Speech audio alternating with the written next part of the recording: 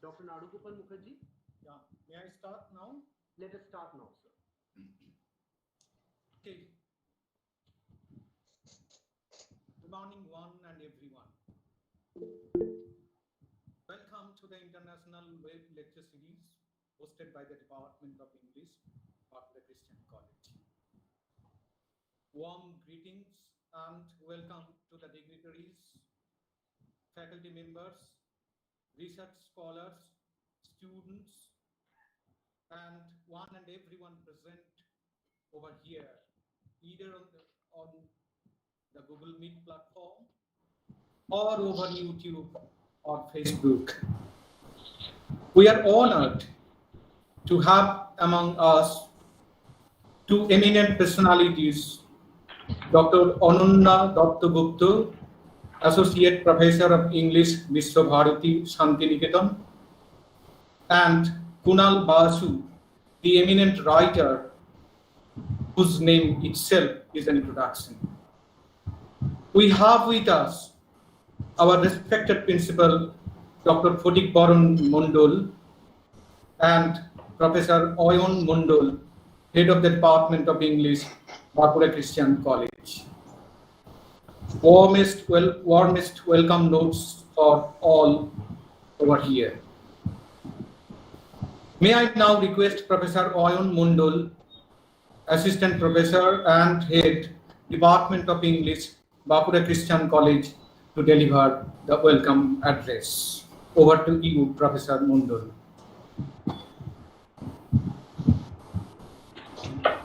Thank you, Dr. Mukherjee. Good morning, one and everyone. Respected Principal, Bakura Christian College, Dr. Photik Baron Mondol, who is also the Chief Motivator and Patron of the International Web Lecture Series, esteemed dignitaries on the virtual platform, Kunal Basu, an eminent luminary in the domain of contemporary Indian fiction, Dr. Ananya Dattagupta, Associate Professor of English, Vishwa Bharati Shantiniketan, warmest greetings to you on behalf of the PG Department of English, Bakura Christian College. Kunal Basu, sir, Dr. Dattagupta, madam, the department feels honored that you are gracing the inaugural day of this web lecture series. I welcome my esteemed colleagues of the department, students of the department, all eminent dignitaries and faculty members of different colleges and universities, research scholars, and the many students from other institutions who have connected themselves with either the Google Meet forum or YouTube or the Facebook live session. In welcoming you all, the honor is all ours. We are indeed going through the toughest of times, but we know in the heart of our hearts that we shall overcome. We have to. Academic exchanges like this, during these hard times, I'm sure, will stimulate and revitalize our appetite to strive, to seek, to find, and not to yield. On a personal note, I am inclined to share in this forum that while myself and all my colleagues in the department were regularly in touch with the students, even in this lockdown phase, teaching them lessons online, we could simultaneously feel that the students were missing all other extracurricular activities like seminars, debates, mock teaching sessions, inter-house PowerPoint competitions, among others. The organization of this international web lecture series is just a humble venture on our part to partially compensate for that academic loss. I also feel privileged to announce on this inaugural day that a host of scholars, critics, and academicians, nationally and internationally reputed, have given their wholehearted consent to this web lecture series for delivering their lectures. We have also received the motivation and support of Honorable Vice Chancellor, Bankura University, Professor Devnarayan Bandyopadhyay. We have received the consent of distinguished teachers within the state who have, in their academic careers, won the hearts of millions of students by their exemplary teaching skills. With excitement, enthusiasm, we are looking forward to stimulating academic sessions ahead. Once again, I extend my warmest greetings to Kunal Basu sir, Dr. Dr. Gupta madam. Welcome notes for all of you present on the virtual platforms. Thank you. Thank you all. Thank you, Oyun, for your wonderful welcome address. May I now request our patron, Dr. Photik Baron Mundul, the man who has inspired us all along to organize such academic activities and has given his logistic and moral support all along. May I now request Sir Dr. Mundul to deliver the address by the patron, Dr. Photik Baron Mundul, sir. Thank you.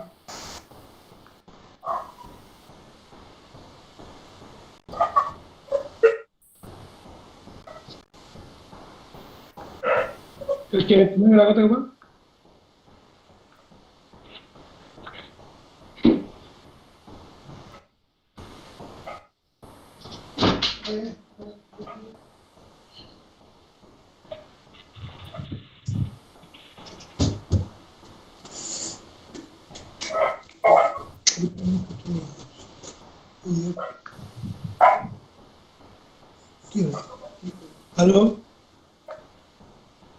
আমার ছবি আসছে না ওই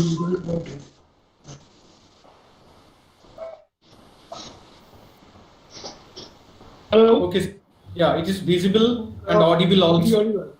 It is audible Okay. also. Okay. I am sorry for little bit late.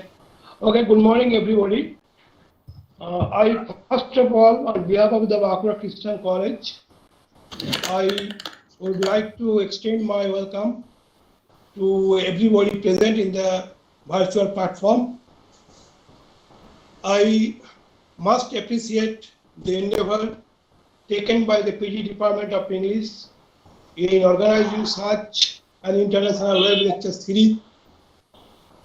As Dr. Mukherjee has already told that we are passing through very hard time, I think it is rather uncertain. In every moment we are going through the uncertainty. Despite this uncertainty, I am quite hopeful to see that a lot of people has gathered, although in a scattered way, to participate in a web lecture series to enrich their knowledge base, to share their knowledge, and to take part in the progress of literature like English. I think I have already requested our colleagues, Dr. Oyun Mondal and Dr. Narugopal Mukherjee, to document all the relevant materials so that in future we can utilize it for the interest of the first of I would especially our Indian luminary, the Indian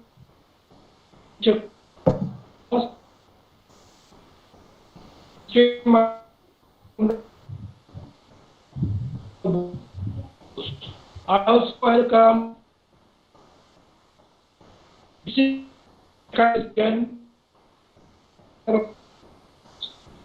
Sir, you are not audible now. Your voice is not very clear. Sorry. Okay.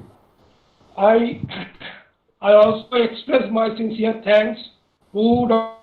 Datta, Associate Professor of English, Vishwabharati, for her consent to take an interview from her.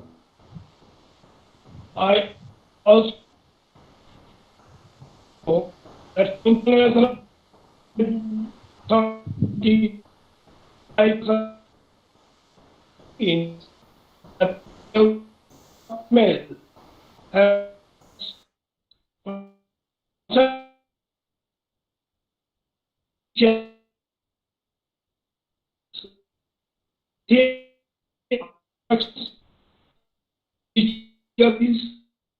areas colleges will participate in this lecture. I think we'll candidate for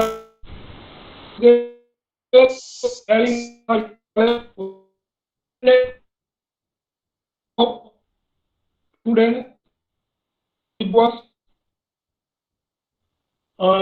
want to express my goodness.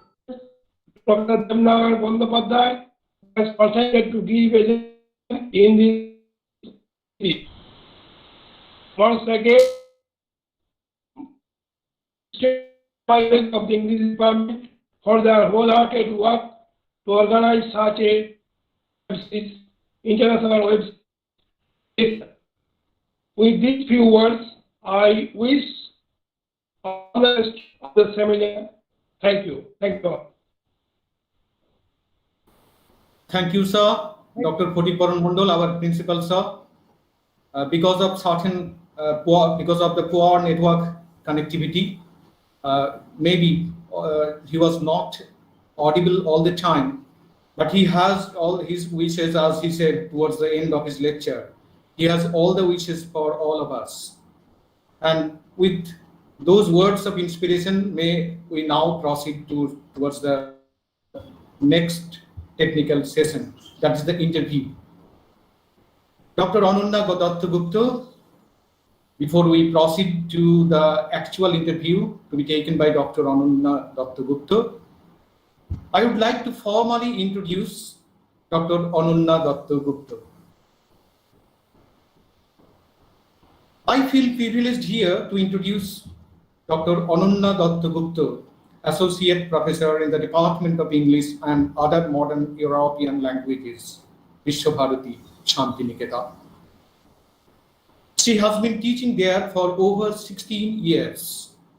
In 1999, she was awarded a Felix Scholarship to pursue an MPhil in English Literature, 1500 to 1660 at the University of Oxford.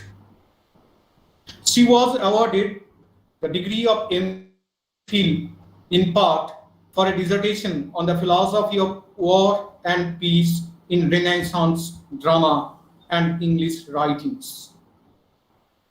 In January 2014, Jadavpur University, Kolkata, awarded her PhD degree for a dissertation on Renaissance English representations of the city under siege. Her revised Orient Black Swan annotated edition of Edmund Spenser's The Fairy Queen, Book 1, is currently in worldwide circulation, and she has several other scholarly articles published in national and international journals to her credit. She was Charles Wallace India Trust Visiting Fellow at the Center for Research in the Arts, Humanities and Social Science, Cambridge in 2015. She has also published book reviews and translations of essays, poetry, and short stories. Her poetry, creative non-fiction, and travel writing may be found online at Café des Anciens, Rupkatha Journal on Studies in Interdisciplinary Humanities, Muse India, Pratilipi, Caesura, and Cold Noon Travel Poetics. She sings, writes poetry, and does digital paintings at her leisure. May I now also introduce Kunal Basu, even though he doesn't need any introduction, at least from the people like me. I feel honored again to get this opportunity of introducing Kunal Basu, the versatile personality. Kunal Basu was born in Calcutta at that time, of a family that was reputed for its literary exercise. His father, Sunil Kumar Basu, was also a writer and publisher, and his mother, Chobi Basu, was an author and actress. And so we can imagine in what kind of literary ambition he was groomed. Basu studied mechanical engineering at Jadavpur University. He worked temporarily for an advertising agency, in freelance journalism, dabbled in filmmaking, and taught at Jadavpur University for a brief period of 16 months. Basu had his doctoral degree from the University of Florida, and then joined McGill University, Canada, as an associate professor of marketing in the Faculty of Management, and served there from 1986 to 99. He eventually became the director of Power Crop Center for International Management Studies. His 13 years at McGill University were interrupted only by a brief stay at the Indian Institute of Management, Calcutta in 1989. He was also associated with Templeton College, Oxford as a fellow in strategic marketing and became the joint director of Oxford Advanced Management Program. Basu was a distinguished visiting professor to Renmin University, China. He found his interest as a designer and director of programs in China. He was also associated with the Association of Southeast Asian Nations. Since 1999, he has been teaching at Oxford University's Side Business School. If I am not wrong, he has still been there. Other than the excessive publications on business or marketing topics for all reputed journals, including the Ivy Business Journal, Basu has been a regular contributor of poems and short stories to London Magazine. But the field where he has excelled himself is fiction. Fiction is my first love, Basu explained in an article in the McGill Reporters. Writing about Basu and his novels in the Atlanta Journal-Constitution, Mary Hood noted that in the novels of Kunal Basu, everyone is on a journey, everything in motion, all roads leading to and through ruin. His prose is seductive, vividly descriptive, intriguing. It really needs no mention here again that Kunal Basu has been a leading Indian author of English fiction. He has, to his credit, 6 English novels other than the 3 Bengali novels till this point of time. The Opium Clerk in 2001, a superbly researched and quite beautifully written as reviewed in the American-based review magazine, Carcass Reviews. The second one, The Miniaturist, 2003, the second novel set in 16th century Hindustan and telling the story of the Mughal Emperor Akbar through the character of Wizard, son of a court painter. Racists, 2006, set on a deserted island off the coast of Africa, where 2 scientists decide to work upon 2 infants, leaving them there in a primitive setting. The fourth novel, The Yellow Emperor's Cure, 2011, set in Lisbon in 1898, deals with a philandering surgeon Antonio Maria, who is in search of a medicine and comes to China for a medicine to cure his father suffering from syphilis. Calcutta, 2015, dealing with the life of Jami, the Gigolo king of Calcutta, smuggled into India from Bangladesh and given refuge by his uncle, a leader of the ruling Communist Party. Sarojini's mother, latest one, 2020, only this year. It depicts the struggles of Sarojini, Saz Campbell, who comes to India to search for her biological mother. The three Bengali novels, Ravi Shankar published in 2016, Bairer Dorja, 2017, Tejoswini O Shabnam, 2018, and again, the fiction, the short story rather, Japanese Wife, which appeared on celluloid and directed by the reputed filmmaker Aparna Sen and cast by Rahul Raima and Japanese actress Chigusa Takaku. And also the non-fiction Intimacies in 2011. So all these prove what a versatile career our resource person Kunal Basu has. And we are really honored to have Kunal Basu amongst us. Now it's over to Dr. Ananya Datta Gupta for the interview that we have been eagerly waiting for. Thank you.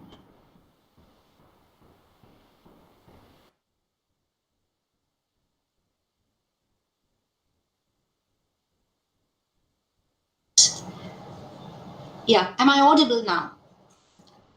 You're audible, ma'am. You're audible.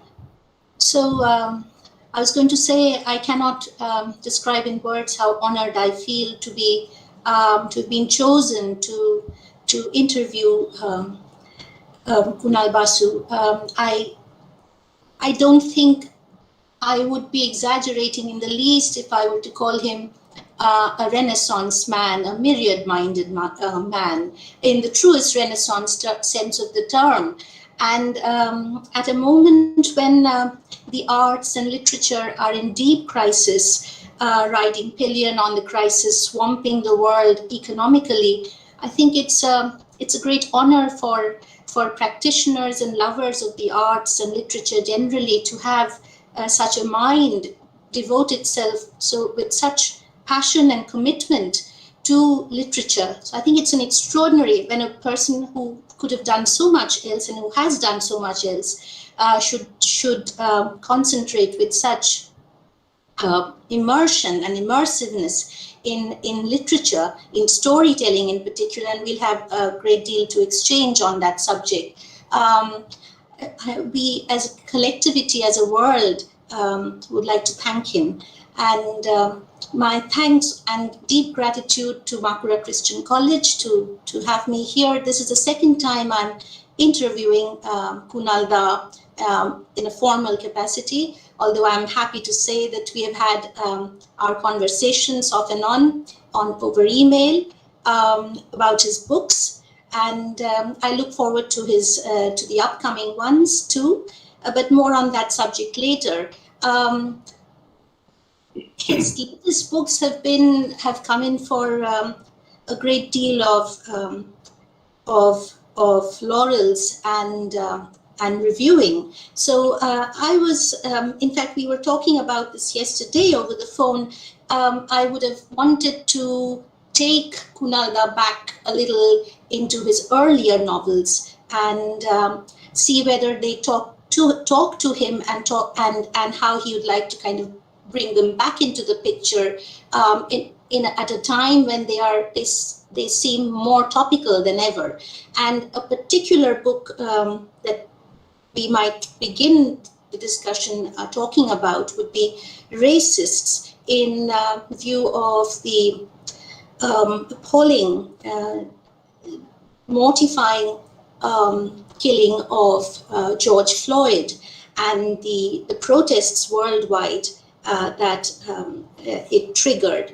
Kunal Da talks about himself as being, very interestingly, in an article that you might find on his website, incidentally, race blind. It's an interesting term to use. So over to Kunalda to talk about racists, its context, and how it speaks to us now. Thank you. Namaskar. Can you all hear me? Can you all hear me? Yes, sir. You are audible. You are audible, sir. Namaskar. Thank you, Bankura Christian College, for having me on your seminar program. Thank you for all of you, 250 of you almost, who've made time on a Saturday morning to listen to a boring author. And thank you, Anunna, for a far too lavish introduction. Authors usually remember books that have been praised. They're books that have been praised a lot. They tend to forget books that have been criticized a lot. In 2006, I published a novel called Races. I don't know whether you can see the jacket, which I'm holding up. And this novel was about racial science, a story that involved racial science. And I'm going to talk to you a little bit about this story and how it came into being. But let me first tell you about the reception of the novel. So when it came out in 2006, something unusual happened. Within the first 2 weeks of its publication, I think it was in January, there were 14 reviews of this novel in England, which is exceptional not simply for a person of Indian origin, but for any author. Every major newspaper reviewed it, and the reviewers were split 50-50. So half the reviewers, led by The Guardian, which can be called the progressive set, the leader of the progressive set in media, called it one of the most important novels about European racism to have ever been published. The Independent said similar things, and so on and so forth. The other half, led by the Financial Times, damned this novel. And the reason why they damned this novel had less to do with the literary merits of this novel. So the reviewers didn't say it's been written poorly, or the characterization is weak, or the story doesn't hold water. None of those things. It was wrongly criticized because the reviewers felt that I, the author, was doing something which was quite obnoxious. I was reviving race theories and ideas about race and racism of the 19th century that are no longer valid in the present world. That in many ways, I was bringing up a dirty secret, as it were, a dark part of European science, European civilization, that does not really merit a mention anymore, or detailed literary mention anymore. So it was evenly split. And obviously what it did was it raised interest with respect to the novel. I received hate mail. I received hate mail from people who said, why are you polluting the minds of our readers with such awful racial notions? And what was this novel all about? The novel was about an experiment where two young children, infants, a white girl and a black boy, were marooned in a deserted African island, looked after by a nurse who was mute, who couldn't speak.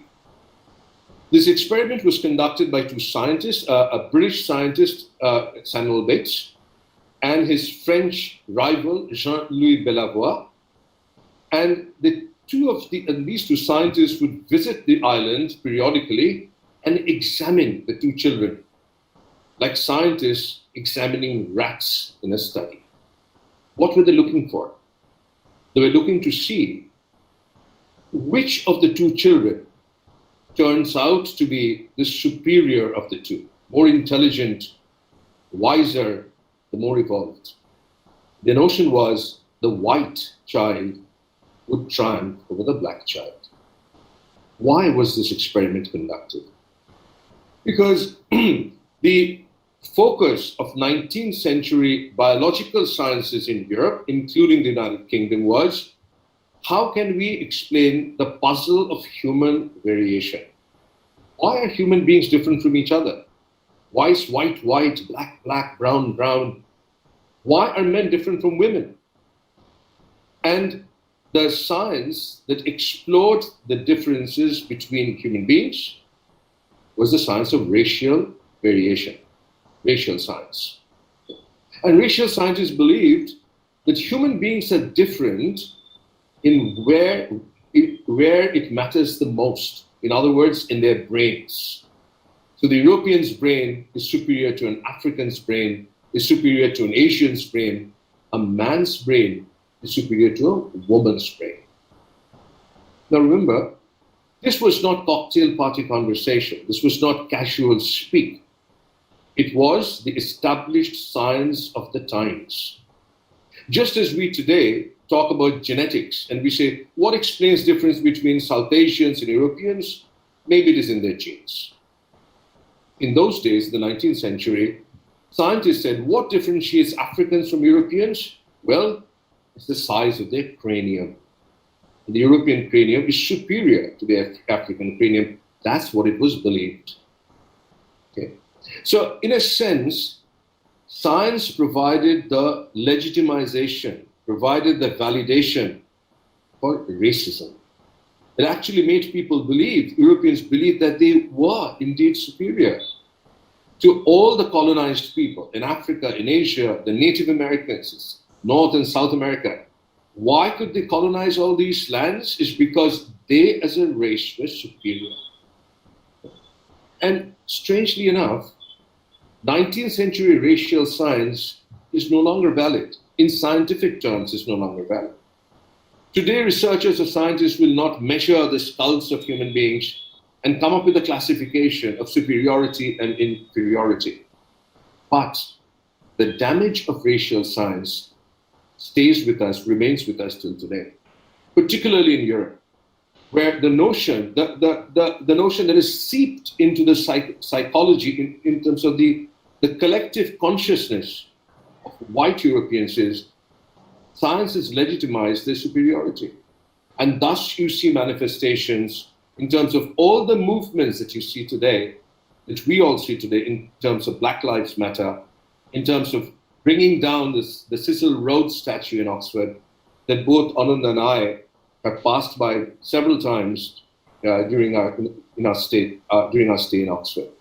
So that was what racist was all about, and I must say this, that both Anand and I, when we talked a little bit yesterday about our conversation today, we said it would be actually quite interesting to begin our conversation with racists, because 14 years later, the novel came out in 2006, but 14 years later, the very same issues that the novel had raised live on with us today. True. Thank you for that, Kunalda.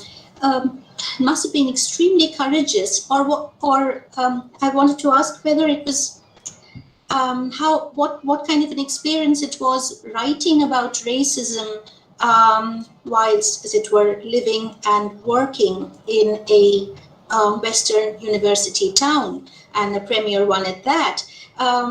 And do you think the reception of your novel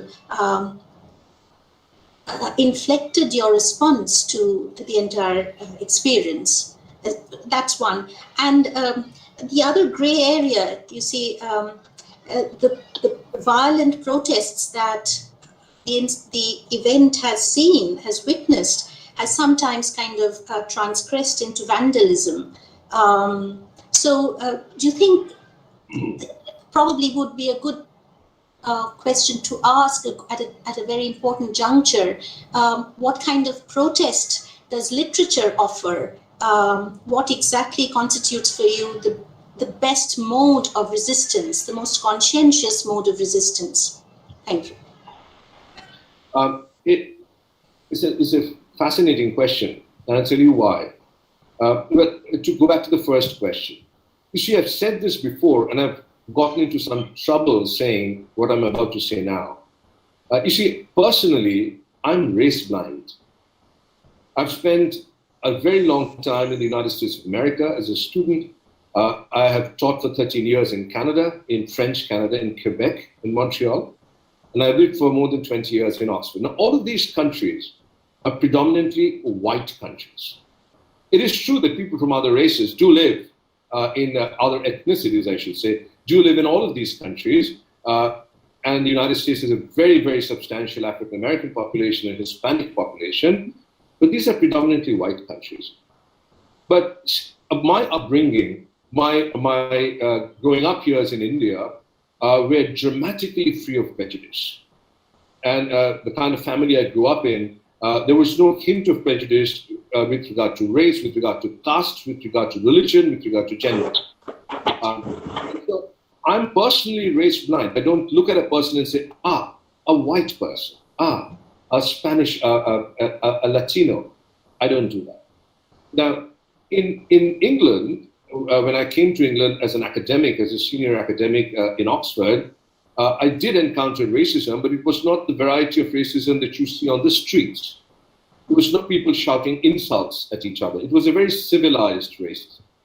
And that civilized racism was actually the racism of exclusion, of keeping people out, people of color out, of decision-making, of responsibility, and of leadership. But that's another matter to discuss at some point. I think the roots of prejudice are much more in the heart than they're in the head. They may begin with the head, but they end up and reside in the heart. In other words, people who are prejudiced truly believe certain things that perhaps are even unable to articulate. So bringing down statues is an important symbolic step. Staging demonstrations is an important symbolic step. But the most powerful resistance, the most powerful antithesis to racism must come from the arts. Because writing, cinema, the performing arts, music, truly speak to the heart. When somebody reads a novel of mine, when they read Races, this is not a dry treatise on racial science. This is not a piece of polemics about racism. This is a story. And if the story works for a reader, then at the end of the story, the reader will truly feel that the whole notion of racism is a corrupted notion.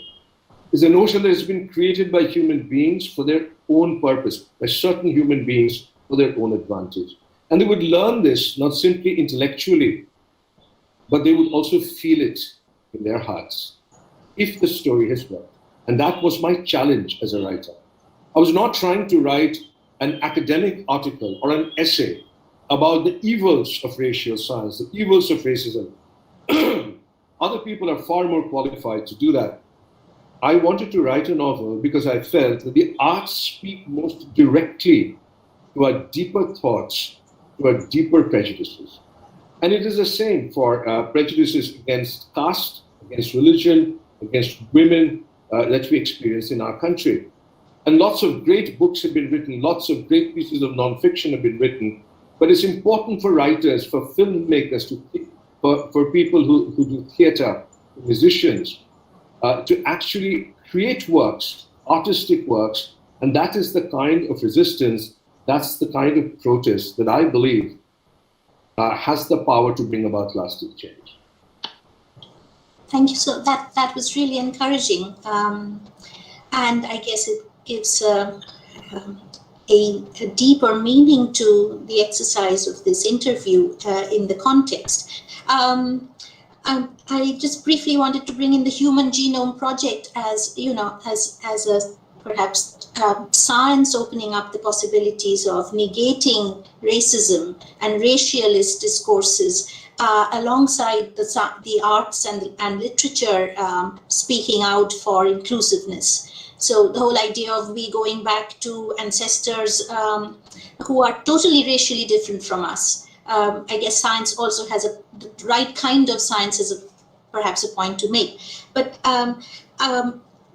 the ending, and I deliberately say ending of Racists, takes me kind of in a different direction. And this is a question that has kind of exercised me about your work. It's almost like a leitmotif, which is about surrogacy, which is about that wonderful, almost Dickensian character of Nora, and the profoundest sincerity with which she fulfills the role of a mother, even as she's disallowed from doing so.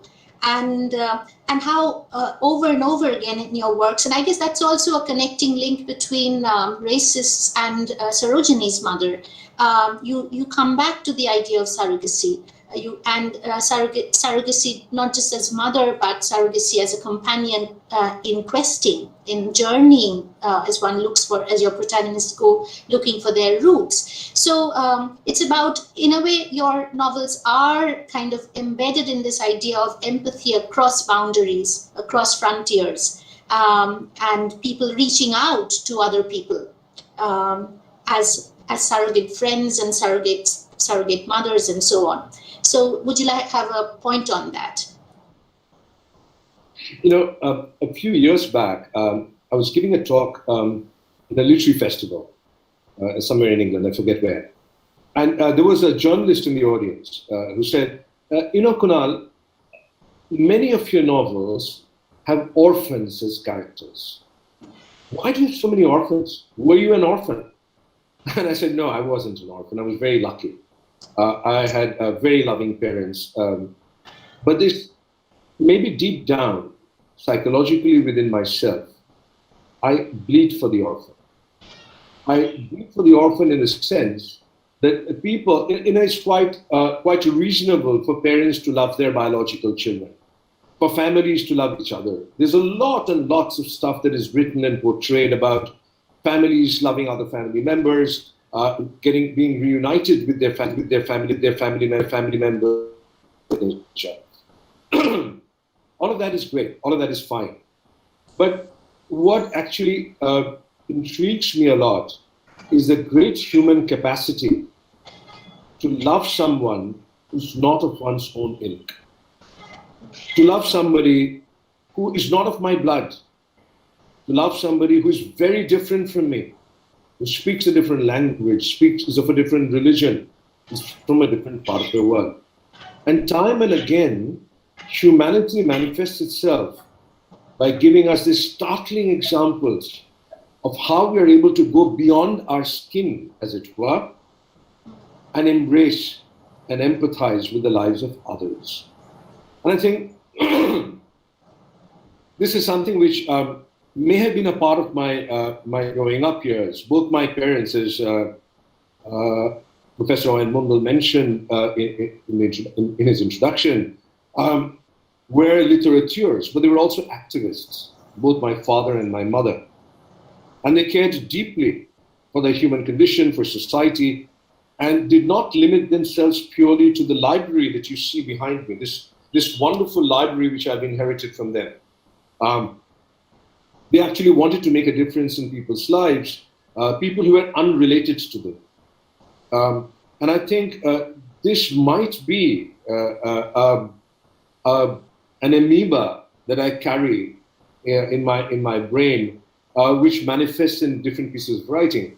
So if we talk for a moment about my first novel, The Opium Clerk, which also has an orphan, because Douglas, an Anglo-Indian child, is an orphan who's adopted by an English couple. The father is the head of the opium trade in Kolkata, and his wife, Lillian, is an addict.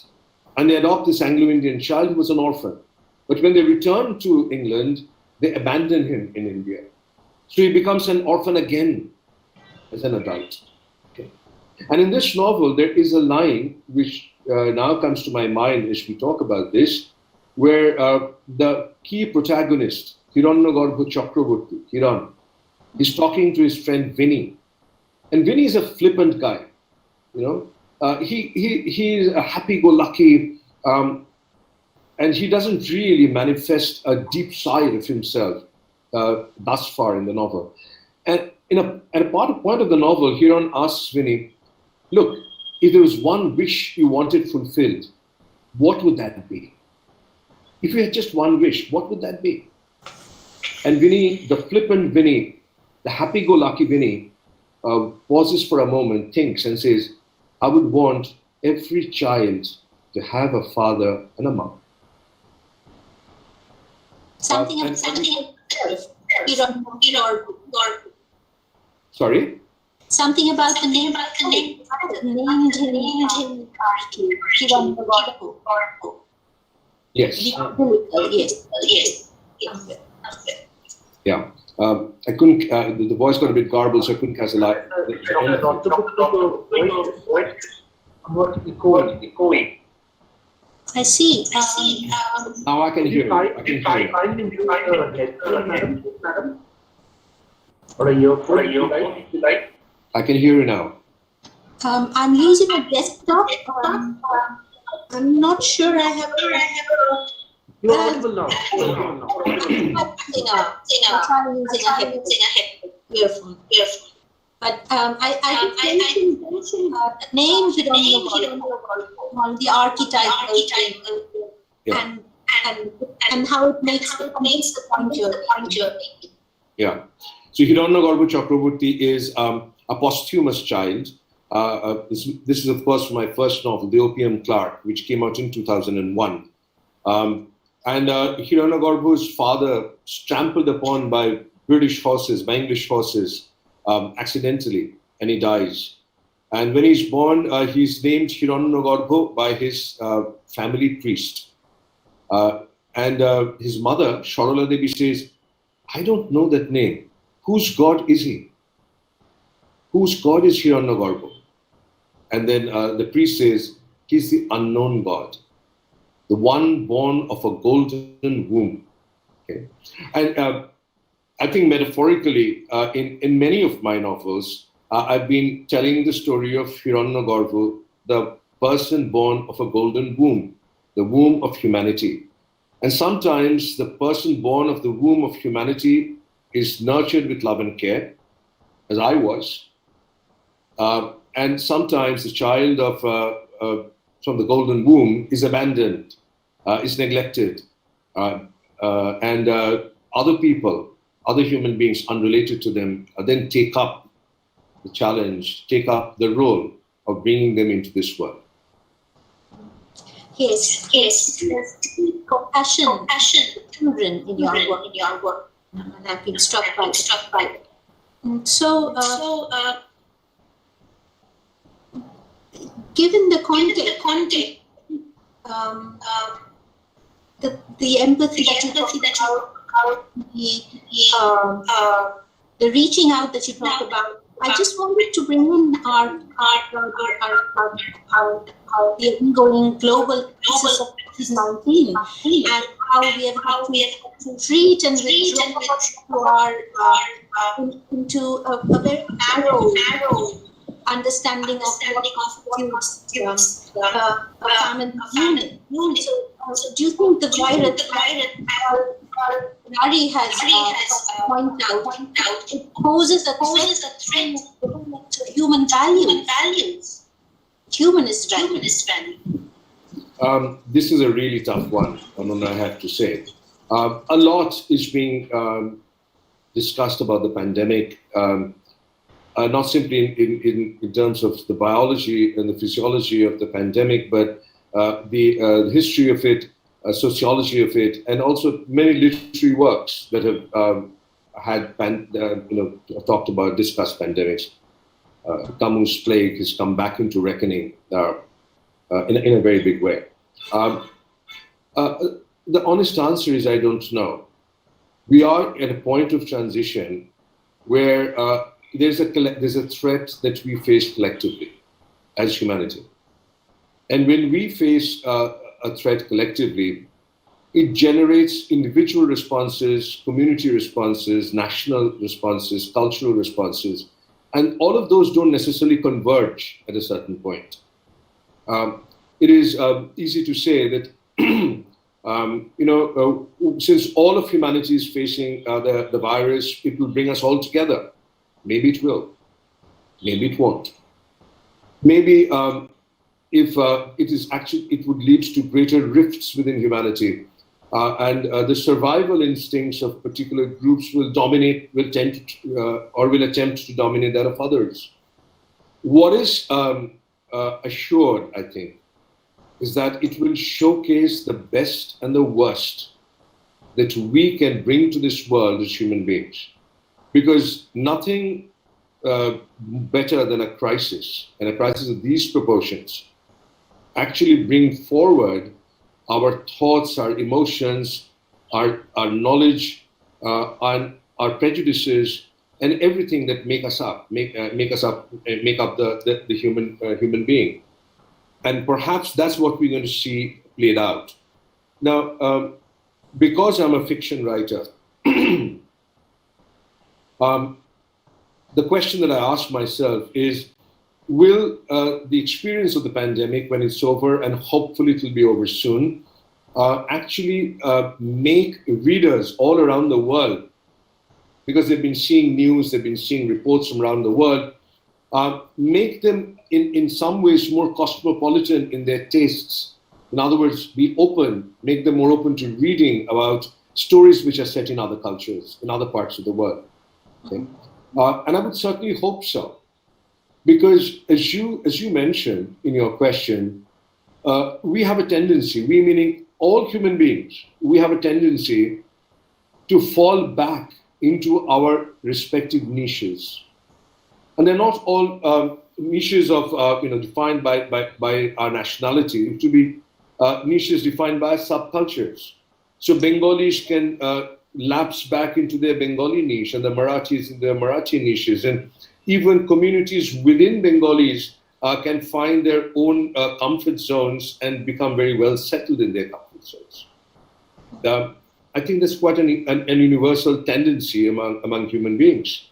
What a crisis of this nature does, or might do, or what a major warfare does, is it forces people to look beyond their communities, look beyond their safe havens. And that has an expansive effect on the mind. At least one would hope it has an expansive effect on the mind. So in the future, if there's a novel which is set in Wuhan, a reader in New Jersey wouldn't necessarily turn back the page and say, a novel about Wuhan? Who cares? I don't even know Wuhan. Where is Wuhan? Maybe it will heighten attention with respect to our collective journeys in this world, not simply our limited journeys in this world. Yes. That's in a way, really, and I guess is in sync with your endings. There's always a new beginning at the end of your novels. You said it seemed clear. Sorry, Dr. Gupta. Extremely sorry for interruption. Your voice is echoing here. Maybe there are two devices working here. I would then try to switch to some other network. Let me do that.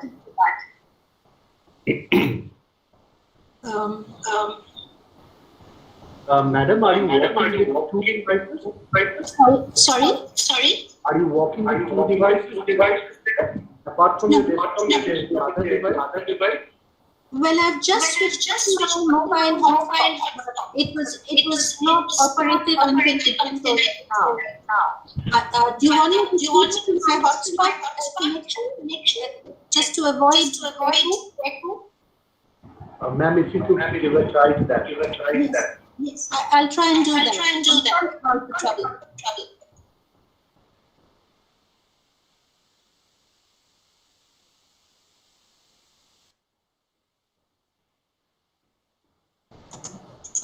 Am I audible again? Yes, you are. Right. I'm sorry about some kind of a technical glitch that we don't be able to address.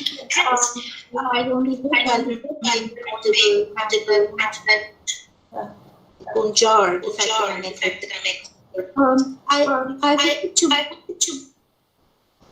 you to talk about your own writing protocol at the moment, as you were telling me yesterday, confined at home, and you have been so for about 3 months or more.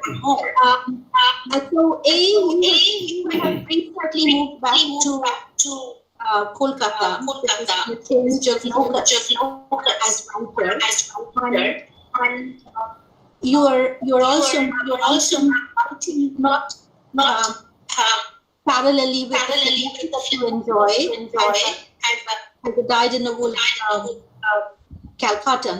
You're writing in confined. I was wondering what that may have done more perception of your prose. I say this because I was deeply struck by the extraordinary control and economy of your in rapists. Extraordinary clarity in the way you write. Not too many long sentences. Is one of the things I was struck by. So now that you're writing the way you are, how do you think you're responding to language? Okay. First of all, quick question to everybody who's here. When I speak, do you hear an echo or not? So when you speak, it's You don't hear. You're not perfectly hearing all it. right. Okay. So I'm hearing a lot of noise. Let me. But when man speaks, it echoes. Even your voice is echoing, Dr. Yeah. Shall I? I don't know really what to do. To my phone. But that would mean going like here. Would you bear with me if I? Why don't you try that? Maybe, and in the interim, I'll try and respond to the question that you raised. Okay. Yes, please. Okay. So you can all hear me now. Yes. Yes, sir, you are on. Okay. Yes. So writing during the pandemic, writing in quarantine, what does it do to me, and so forth? Well, I spent half the year in Oxford and half the year in Kolkata, roughly. More in Oxford, less in Kolkata, but about half and half. I came to Kolkata and to India to promote my new novel, Shorogini's Mother, in late last year, published by Penguin Random House in January. So I was going round, merrily going round the literary festivals, Jaipur, Bangalore, and other places, reading from this new novel, talking about it when the pandemic struck. And so here I am in our home in Kolkata, in my study in Kolkata. Now, essentially, it is true for me that I live under self-imposed quarantine for most of the time. And what I mean by that is I'm at my desk for 10 to 12 hours a day, every day. So as you can imagine, I have a very boring life. It's a very boring life. I'm at my desk 10 to 12 hours every day. I'm obsessed with my writing. And it's true that when there was no quarantine, when there was no lockdown, I would go out and walk around. Because walking is my great pursuit, which I think helps my story-making mind, because I observe things. I try to avoid taking a car. For a very long period of time, I did not own a car in India, for a very long period of time. And even in Oxford, I hardly drive our car. I walk everywhere. And it gives me the opportunity to sit in a tea shop, go to a bazaar, walk through lanes, observe life. Because if I don't observe life, how could I write fiction?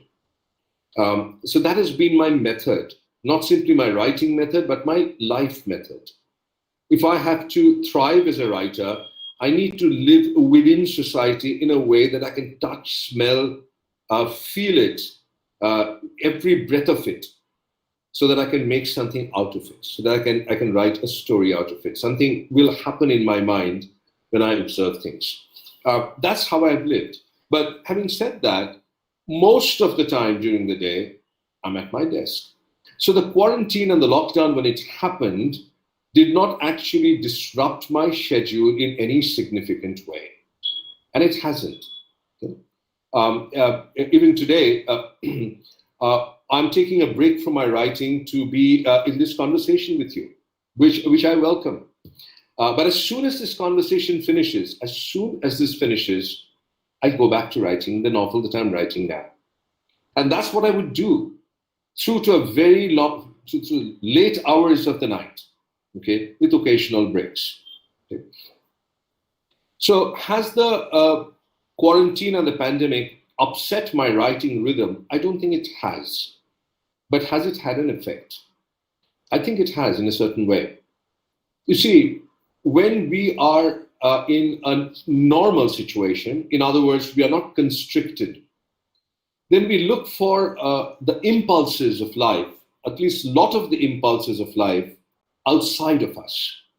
We look outside the window, we meet friends, we go out, we engage.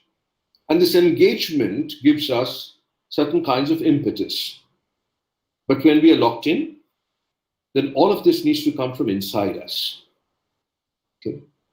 So even in normal circumstances, I dip inside my, what I call my memory jar, my cauldron. All of us carry a jar, and we dig deep into it and find things inside it that we've forgotten or we thought were lost. So what the quarantine has done is made me dip even, go down even further into myself, recover things, think of characters, and bring them into my work, bring them into my story. You see, all of us in our lives, all of us, we have met a whole range of people, from the time when we were kids to now. Friends, colleagues, neighbors, people that we have met in railway stations. My favorite place is a railway station, where I go and wait for a train, strike up a conversation with someone, sit in a train and chat with someone, become friends perhaps with someone. Okay. Or in airports. I spend a lot of time in airports because I fly around quite a bit. So these types of characters are all inside me. And what the pandemic has done is given me a directive. It has said, look inside yourself. Look inside yourself and find those people who had intrigued you, who had given you very strange ideas and notions, but perhaps you had forgotten about them. And now is the time to dig them up, to give them a second life, and give them a second life on your pages, in your fiction, in your story. So that's what I'm doing. That is how it has impacted.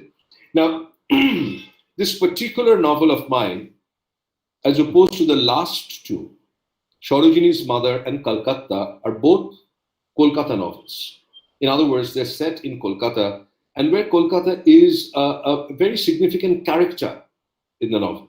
Okay, Kolkata is inescapable in Calcutta. Kolkata is inescapable in Sarojini, although the Kolkata in these two novels are very different from each other. The Kolkata in Calcutta is a different person to the Kolkata in Sarojini's Mother. Okay? And when I was reading from Sarojini's Mother recently, there was somebody in the audience who said, you know, people do trilogies.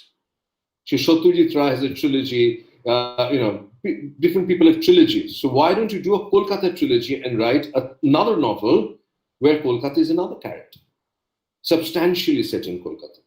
Now, I said, look, I hate to disappoint you because my next novel, which is a novel which I'm writing now, is in part set in Kolkata. But Kolkata is very much in the background.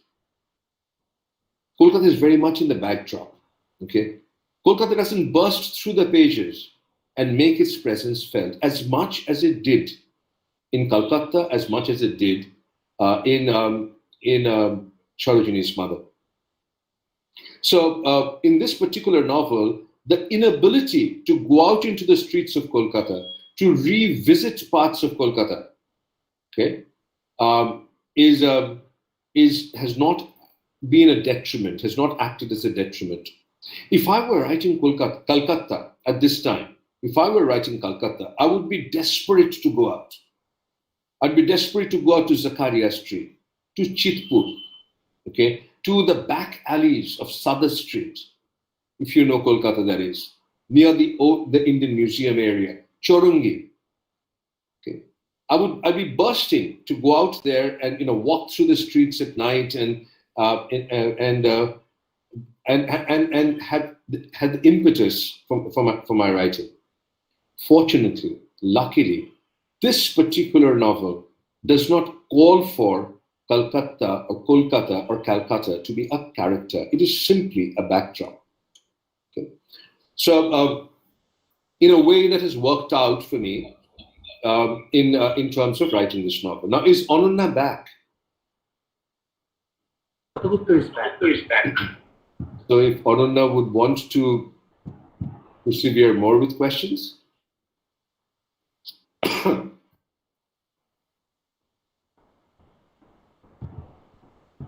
Dr. Dattagupta, can you hear me?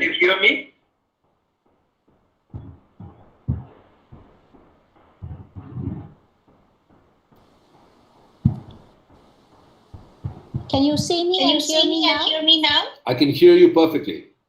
Thank you. And I was saying, sorry I missed your answer on that issue of your prose, how it may or may not have changed or remained the same. But I'm glad that your audience got to hear you on that. I wanted to take you on a slightly unrelated course, which would be the centrality of storytelling, the importance that you give to the idea of a story and history. Story as a way of retelling or telling history the right way. I'm remembering Walter Benjamin's The Storyteller. And there's a lot of in a way you remind me of that archetypal storyteller that Benjamin is talking about, and he brings in the notion of artisanship and a storyteller as somebody who can live with boredom. I guess that is probably what you are experiencing in the productive, the creative kind of boredom, confinement at the moment, and how the best of stories emerge from that patience and immersiveness of being able to live with a particular story and pursuing it. Either within a particular work or across works. And that the other point I said about artisanship is something that you bring in, and you mention on your website in the context of the last Dalang. Your interest in the arts, in the other arts, the fact that you're a photographer, the fact that you're an avid advocate and champion of indigenous and ethnic art. You're written a great deal on that. So Benjamin talks about how the eye and the soul and the hand collaborate to create a story. So this artisanship that you bring to your writing. Would you like to talk about that? Your storytelling art. Yeah. For me, the story is paramount. Now, I want to say that, look, this doesn't have to be for every author. Writing or novels are not one of a kind. There are all kinds of writers who come at it with very different perspectives, with different intentions. The reason I'm drawn as a reader, I was drawn as a reader to novels and short stories as a young person, was because of the story. I did not want to read Porar Boi, study books. I wanted to read Golper Boi, story books. Okay. And the story would take me in my mind onto a journey. It would transport me to another world. Okay, the world could be a different geography, or the world could be within the same geography, but a very different aspect of life that I had never experienced. Okay, for me, this was the excitement of reading books. Yeah. So when I turned to writing novels and short stories myself, this actually is. I was just reading a comment about it, about echoing and so forth. So forgive me. It is about that's what I brought as a key part of my arsenal to writing. And what I mean by that is, if I cannot think of a powerful enough story that keeps me awake at night, that completely takes over my mind, makes me obsessive about the story, then I would not write that novel or that short story. Obviously, when you write a novel or a short story, when you engage in literary works, then your works will reflect the times, will reflect your perspectives and views about different matters, politics, sociology, and culture, and so on and so forth. And I would hope that my writing does the same. But my starting point in writing a novel is never a theme, is never a subject, is never a piece of polemics. I would never start a novel by saying, climate change is a very important issue of our times, and I must write a novel about climate change. I would never start a novel by thinking, migration and refugees or terrorism is a very important topic of our times. So let me think of writing a novel with that as a key theme. That is not my method. It will bring my mind to a grinding halt if I wanted to do that. Now, what does that mean? Does it mean that I'm unconcerned about climate change? No. Does it mean I'm unconcerned about terrorism? No. I'm concerned about migration and the plights of so many people? No. Now, as I observe my world, as all of us do, newspapers, television, personal experiences, we observe the world around us, and all these phenomena, they percolate inside the mind. And the mind is a very strange instrument. It does strange things with all these things that we put inside us. And for me, many of all the things that I see and observe and view and feel about this world, have strong opinions about this world, eventually work inside this thing called the brain and come up with a story and produce a story. But unless I have that story, I'm unable to write the novel, or I'm unable to write the story. Okay. This is what storytelling means for me. Storytelling does not mean, look, there's a conventional way of thinking about storytelling. And the conventional way, and I don't mean to denigrate that, the conventional way is, the classic, the folk storyteller who comes to a village, sits down and tells a story, maybe a story that people know, the Ram Katha, the Ramayana, or the Mahabharata, or some folk tale, and engages the mind in terms of that story. I'm not a Ramayana storyteller. I feel that the stories that actually come out of my lived experience and observed experience, when my lived and observed experiences make their way through this black box called my brain, and fortunately emerge as stories, then I'm ready to write it. See, for example, I'm not a trained historian. I'd never studied history. Although history was my favorite subject in school, I made the foolish mistake of not studying, of taking it forward and doing a bachelor's or a master's or a PhD with it. Our daughter is less foolish than me. History was a favorite subject, and she did a PhD in history. So I'm not trying to take a historical period and actually portray the historical period or bring it to light through a story. I think fiction or literature has its autonomous existence. Okay? It is autonomous to history, and even for historical fiction, literature is autonomous, but it has a relationship. It has a relationship as a sibling with history. And because I love my sibling, which is history, it finds its way in and fertilizes my imagination. So I've written 4 novels, which are historical fictions in the classic sense. But if you look at my contemporary novels, they're also historical. So Calcutta, for example, which is set in the present time, in the heart of Kolkata, also has very substantial partition history attached to it in terms of family history.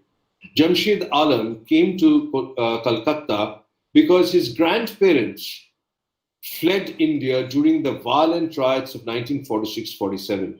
And they went to Bangladesh, which later became Bangladesh, which was erstwhile East Pakistan. But they became a people without a nation because they were Hindi-speaking Muslims in East Pakistan, which was largely Bengali. So Bengali East Pakistan rejected them, put them in ghettos in Dhaka. When Bangladesh became independent, there was a veil of suspicion cast around the Hindi-speaking Muslims. They were considered to be Rajakars, or those who had supported Pakistanis, but many of them didn't. And even to this date, they don't carry any nation's passport. The classic people without a nation.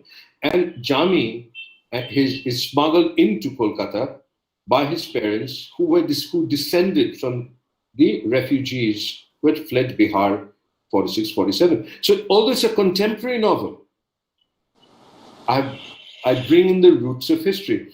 Sarojini's Mother, a very contemporary novel. But when Sarojini, Saz Campbell, comes to Kolkata from London looking for her biological mother, because she was an orphan and adopted by an English mother and taken to London, when she comes looking for her birth mother, she sees the vestiges of British rule everywhere, but they mean nothing to her. She goes to the European Cemetery on Park Street. She sees the Octoloni Monument, which is now called Shohid Minar. She sees the Victoria Memorial. She sees the race course. These are all the remnants of the Raj in Kolkata.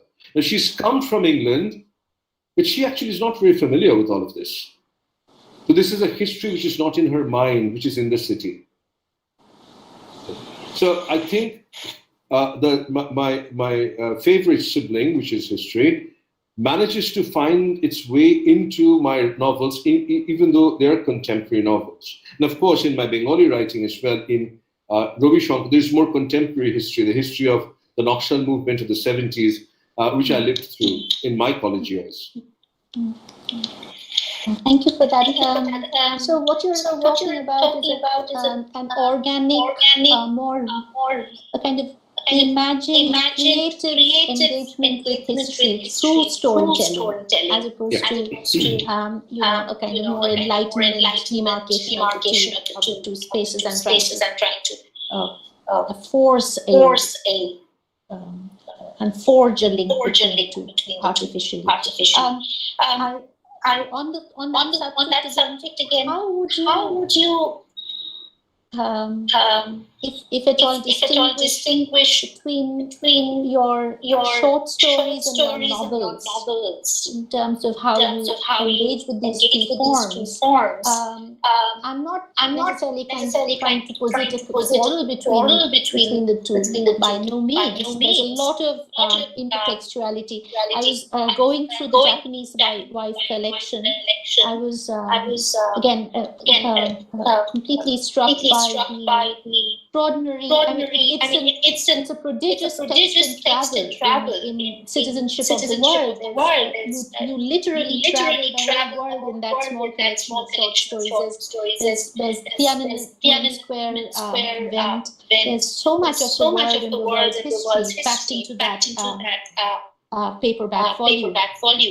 So your short stories are also deeply dense texts in human history. But there's a lot of, as I said, you take up themes or historical settings and places that you explore in other works later in your novels. Be it the Chinese connection, there's another one that seems to have gone off my mind for a moment. So what for you does when do you go to a short story and when do you go to a novel? And tied up with that question, when do you go to writing in Bangla and when do you go to writing in English? Yeah. Gosh, I haven't written a short story in a very long time. And Shushmita, my wife, says, well, why don't you do another book? I mean, The Japanese Wife, Wash. It came out in 2008, which is, many, many years back. So why don't you do another book of short stories? And I promised myself that I would again. I will talk about the distinction in my mind between short stories and novels and writing in two different languages. But firstly, about traversing the world, which is a very interesting way that you have, in which you describe that slim volume called The Japanese Wife and Other Stories. This is the problem with the story-making mind that I have, that I travel a lot. I'm addicted to travel, and my work has taken me to places. As an academic, I've visited many parts of the world, and not simply flown in and out as business travelers do, but lived in a country for 6 weeks, 2 months, and taught, as in Indonesia, as in China, as in Cuba, as in Central Asian republics, as in Latin America, as in Mexico. So spending long times in many different cultures. And the thing with me is, I've never felt that I have a home, and all other places are outside of that home where I've gone as a visitor. My mind absorbs places as homes very quickly. So when I'm in China, my mind is making up a Chinese story, although I'm not Chinese. I'm going to digress for a moment and tell you that some years back, I was doing a live interview, a television interview for PBS, which is a public broadcasting system in the US, in New York. And I had a razor sharp interviewer.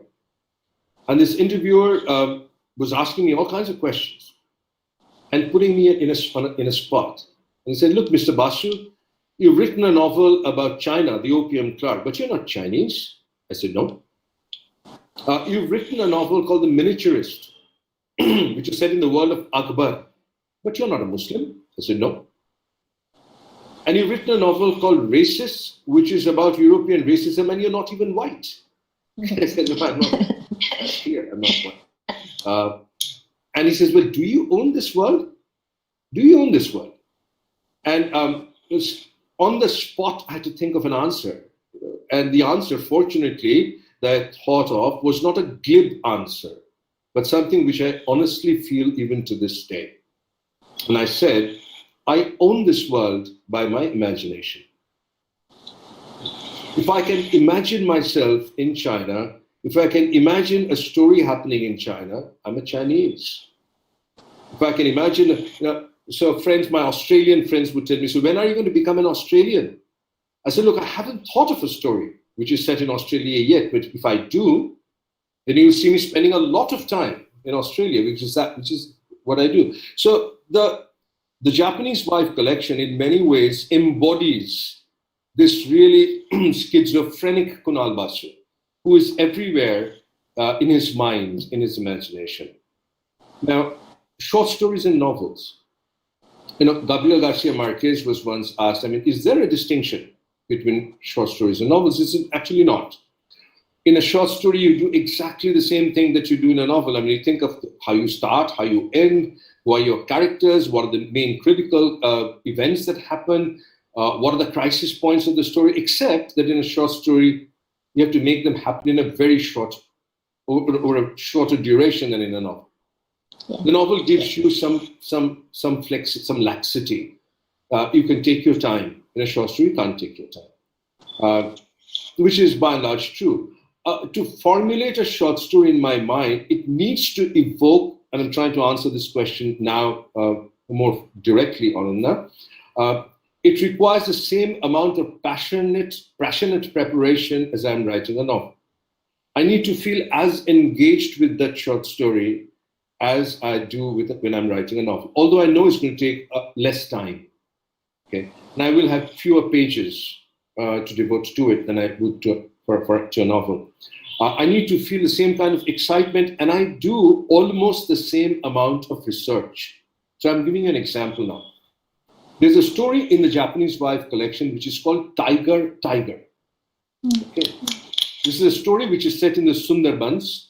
The second story in that collection, which is set in the Sundarbans after the Japanese Wife.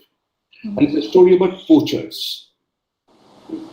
about a young researcher from England who comes to the Sundarbans. She's doing an anthropology PhD, and her PhD topic is poaching in the Sundarbans, poaching tigers in the Sundarbans. And she goes about trying to make friends with people who are poachers, trying to understand their lives. And then, of course, the things start to happen, get pretty awkward and grisly at times.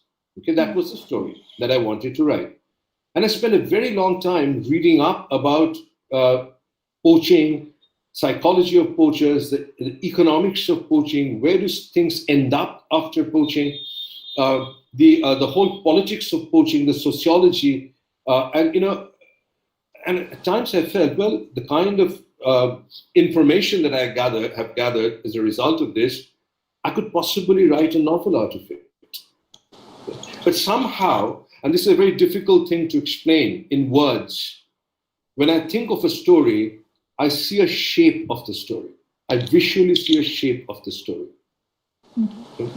And if the shape determines whether I'm going to write it as a short story or as a novel. A novel has a very extended shape. And it is like a huge cloud. It's not a small little cloud floating by. It's like a huge cloud, which means that I can actually nudge it in different directions and actually alter its shape, and I can do things with it. Okay? It will allow me, that shape will allow me many different kinds of maneuvers. A short story is a very defined shape. And it's going to allow me some maneuvers, but not many. And that actually, in turn, it determines whether I'm going to engage this story in a short, that I've thought of, in a short format or in a novel format. The Bangla or English is a more complex question in my mind. And as I've said in many interviews, I truly like to believe that I am bilingual in a literary sense, not simply in a linguistic sense, but in a literary sense. In other words, I have two streams flowing inside my brain, inside my mind, as the stream of Bangla and the stream in English. And I could jump from one stream to the other without any warning and without having to seek anybody's permission. And again, I'm very fortunate because all of this is because of the upbringing that I've had. And if you look back into the bookshelf right behind me, I've got other books in the house, but this is my study. You will see to my right, are my Bengali books. To my left are the English. So my left is Tolstoy, to my right is Bankim Chandra. Okay? So I've not had to compromise, or I've not had to choose between the two. And I would be very offended if somebody said, you should only write in Bangla or you should only write in English. Okay. When I think of a story, I also hear, I said I see shapes, right? Which I do, but I also hear conversation, I hear words, I hear song, okay? And sometimes this oral sensation suggests to me the language of the story. So take, for example, Tejoshini O Shabnam. It's my third Bangla novel. I've written a fourth one, which is due to come out soon. The third Bangla novel is set in Iraq during the war, after the death of Saddam Hussein. But it involves two Bengali women. A CNN journalist, Tejoshini Rai, who's come from New York to cover the war. She's for all practical purposes an American.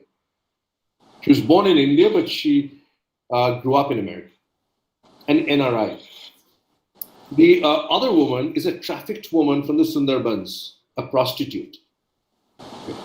They're both Bengalis from two completely different worlds, as it were. And they meet by chance in the theater of war in Iraq. That's the story. So when I was telling my agent in London about this story, and she said, but Kunal, why didn't you write this in English? Why didn't you write this in English? This would be a really global story with Indian characters in the Middle East, war, sisterhood. All of these things work very well with global readership. So why didn't you write in English? I said, look, I don't have a good explanation. I don't have a good explanation. But when I was thinking about this story, when I went out to research the trafficking part of the story in South 24 Parganas, and I was talking to young girls who were rescued from after they'd been trafficked. The awfully tragic stories. When I was listening to all of that, my mind filled with Bangla. My mind filled with Bangla. So although it could have been written in English, I had to write it in Bangla. Now it has been translated into English and it's available in English. It's called The End Game. What was it like to have it translated by somebody else? I believe the translation is celebrated translator Arun Abbasin's work. So it's interesting that you didn't translate it yourself. You had it. No, I didn't. And largely because I have very little passion for translation. In fact, when I finish a novel, I move on to another one. When I finish a novel, I move on to another novel. So for me to go back and translate it would be too much of a chore. I mean, I just don't feel up to it. I mean, a lot of people have asked, why don't you translate your mother's Bengali fiction into English? Which probably I should. You know, she wrote amazing short stories and novels. One of the very early feminist writers in Bangla. Her non-fiction book, Bangla Nari Andolon, is quoted and cited by feminist scholars around the world. It's never been translated into English, and sometimes I'm berated by friends saying, "Why don't you translate? You should." I said, I know. But I've so little time in life. I have to tell all my stories. And the problem with stories, you think of a story, and while you're writing it, another story pops up in your mind. So you have to hold it at bay and say, "Stop! Don't disturb me now. I'm working on something else." So I've not had the inclination to translate, but this has been a happy experience for me. The End Game.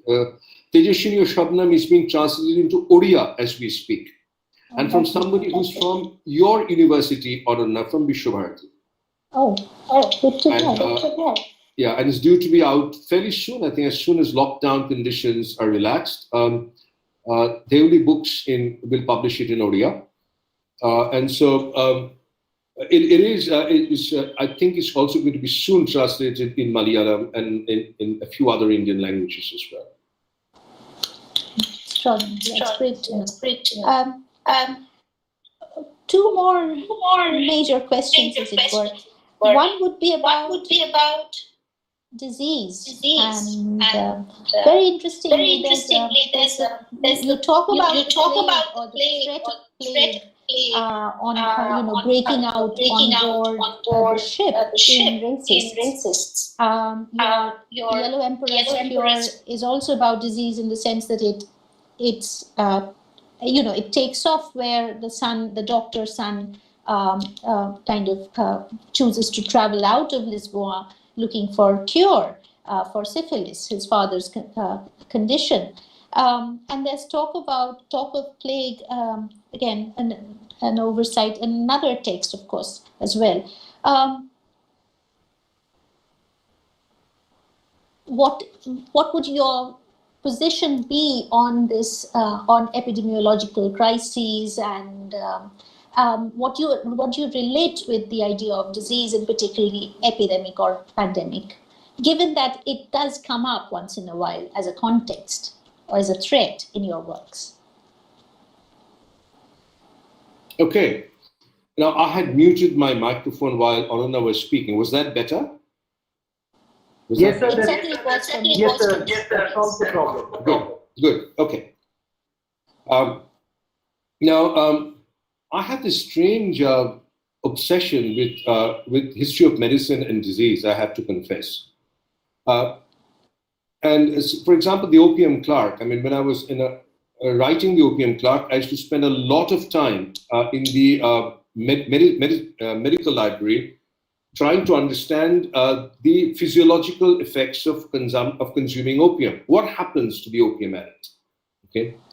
And obviously the librarian would give me strange looks because my library card said Professor of Business. Why was I looking at opium, books about opium?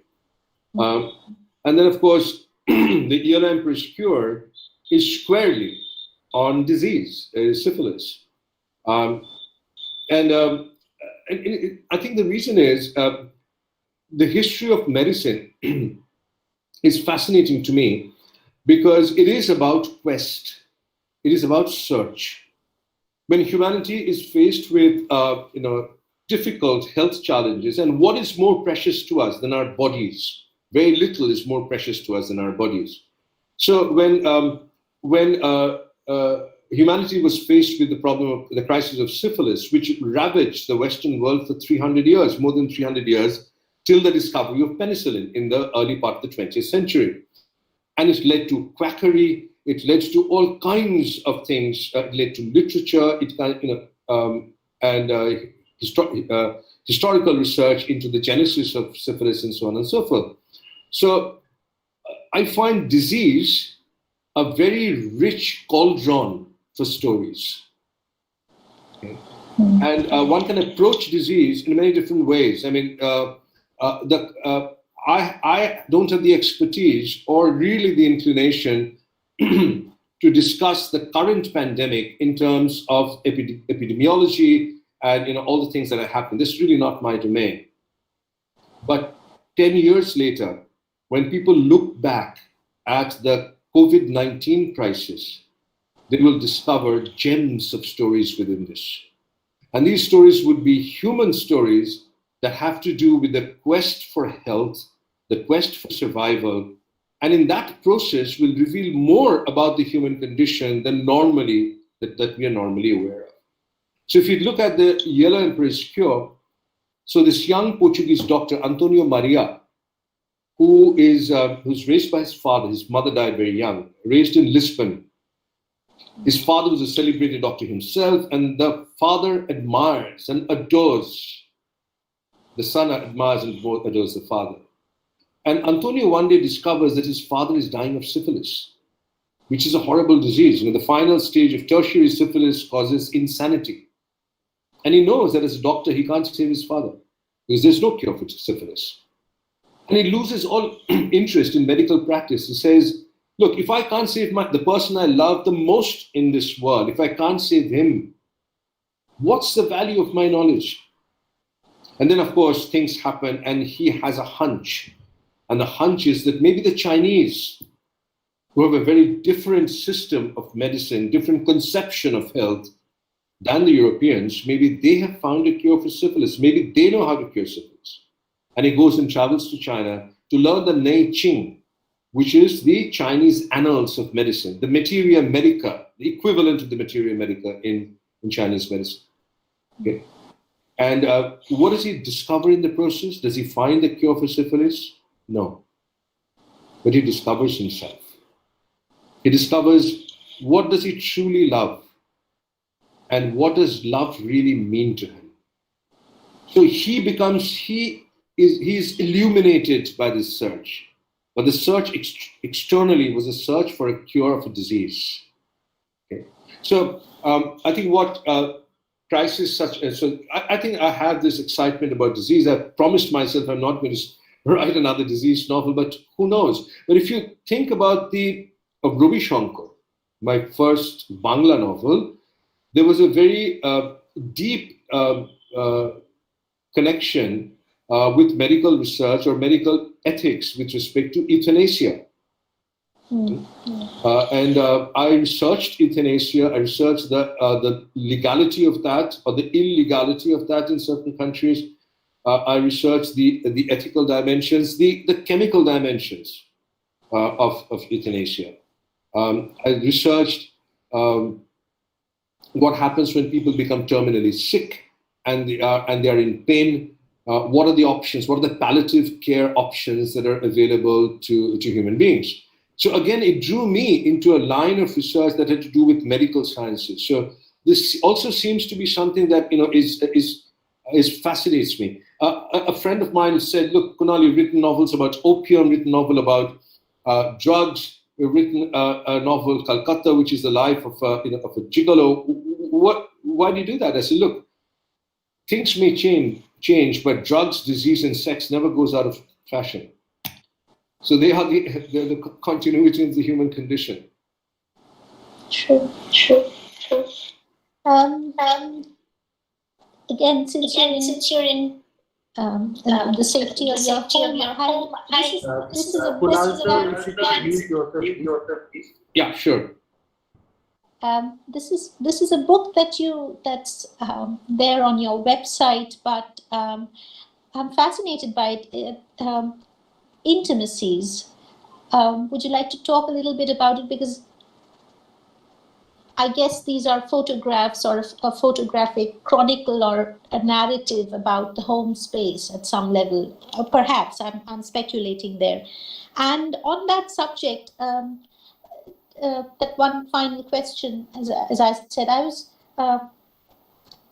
there's something very Tagorean about your understanding of art or the arts as being best assimilated and experienced within its organic community space. You talk about, you have been documenting Dokra and other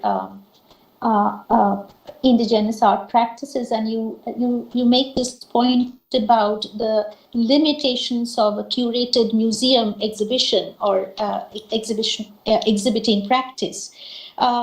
But you are also somebody located in the city, and somewhere I think the whole idea of the city or the metropolis is in terms of a cultural space which showcases,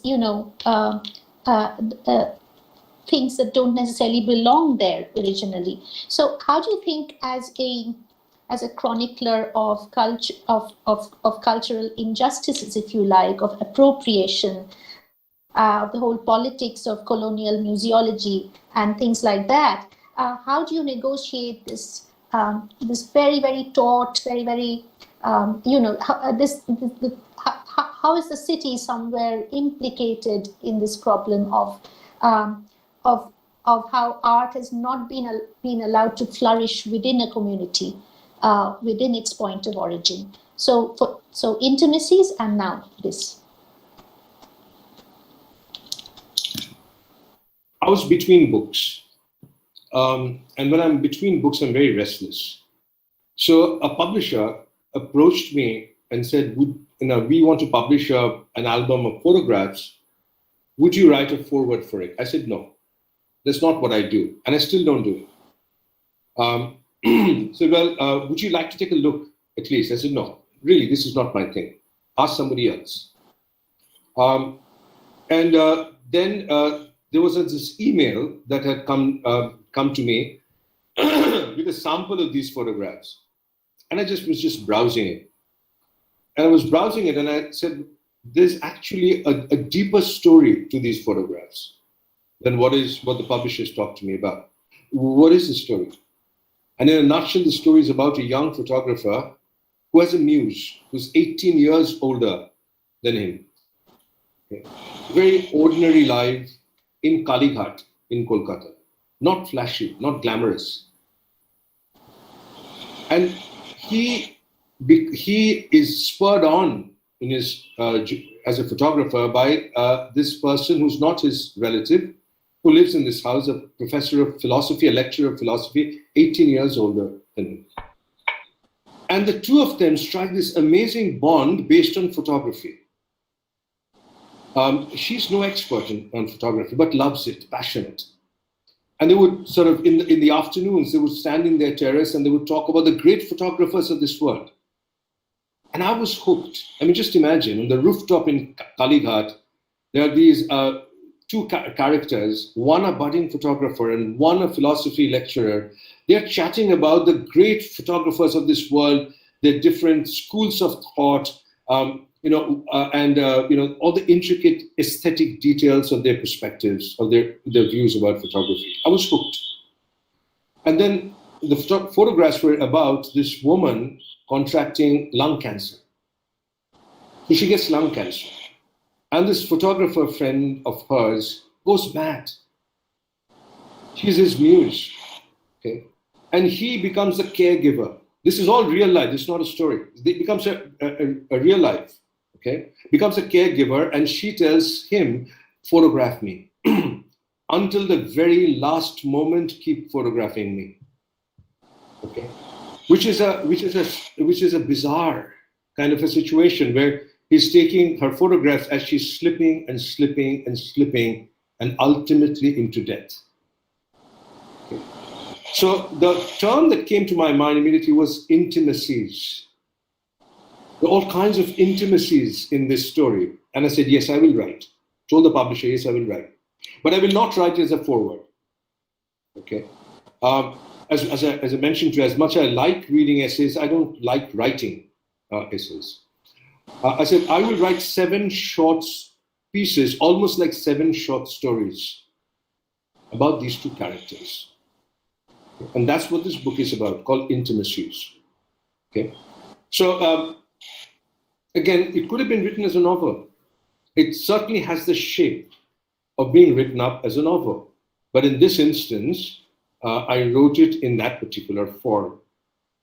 Now, Tagorean or not, the fact remains that I am I'm attracted and drawn towards the creative processes, not simply as an observer, but as a creative processes of a variety of different arts. I never wanted to be an author to begin with. I wanted to be an artist, and I wanted to be an actor, and ended up being an academic, and then exchanged my life as an academic to becoming an author. But all of these strains have remained with me, the strain of the artist, the strain of the actor. So performance is very important to me, as are the visual arts. So photography and painting are important to me, and I'm a practitioner in both. Not a very good practitioner, I must tell you, but I'm a practitioner in both. The painting on your website is absolutely stunning. You and the universe. Right.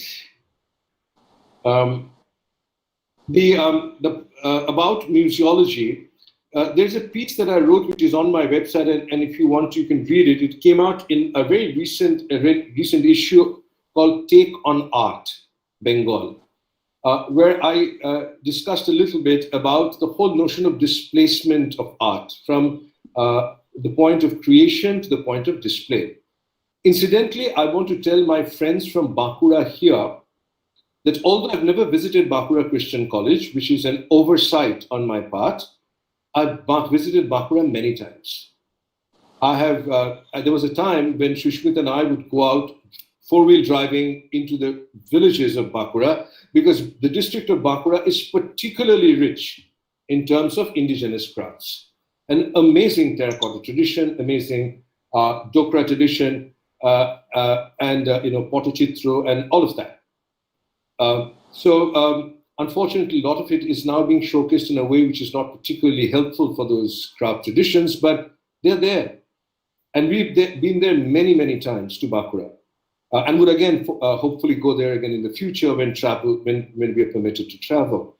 My view, this is a very complex issue. This is a long issue and calls for actually an essay to respond.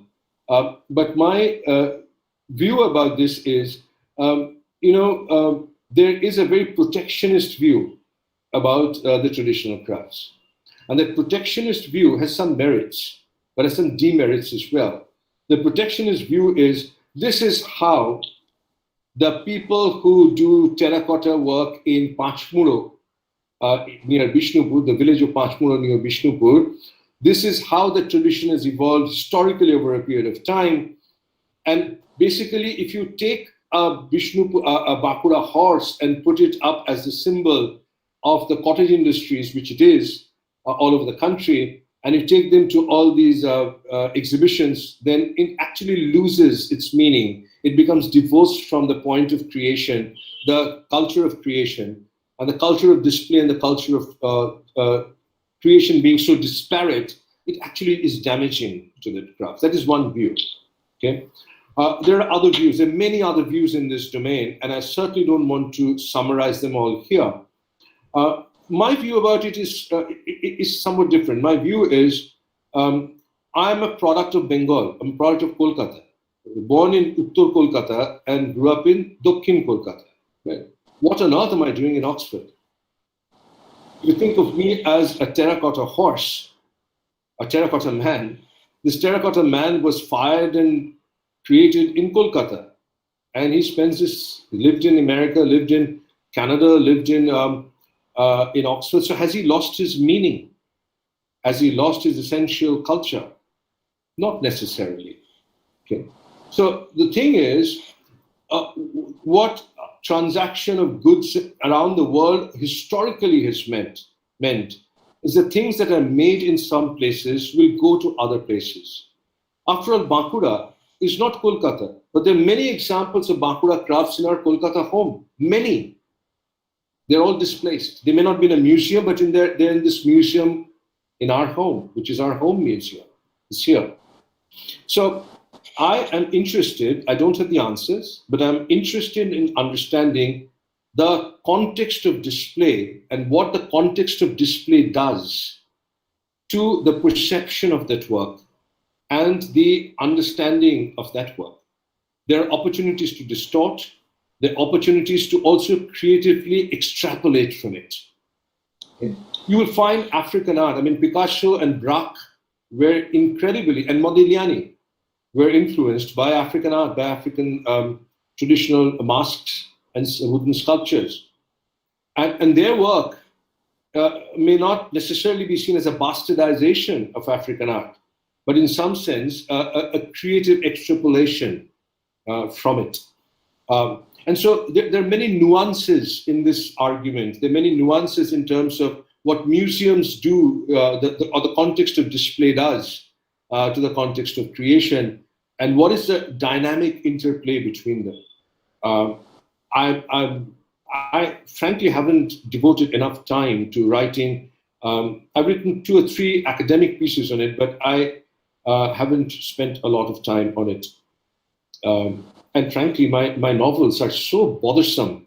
They keep sort of knocking on my door so frequently that I see very little chance of going back to the traditional world of traditional crafts, which is a great passion, not simply of me, but of Shishmita as well.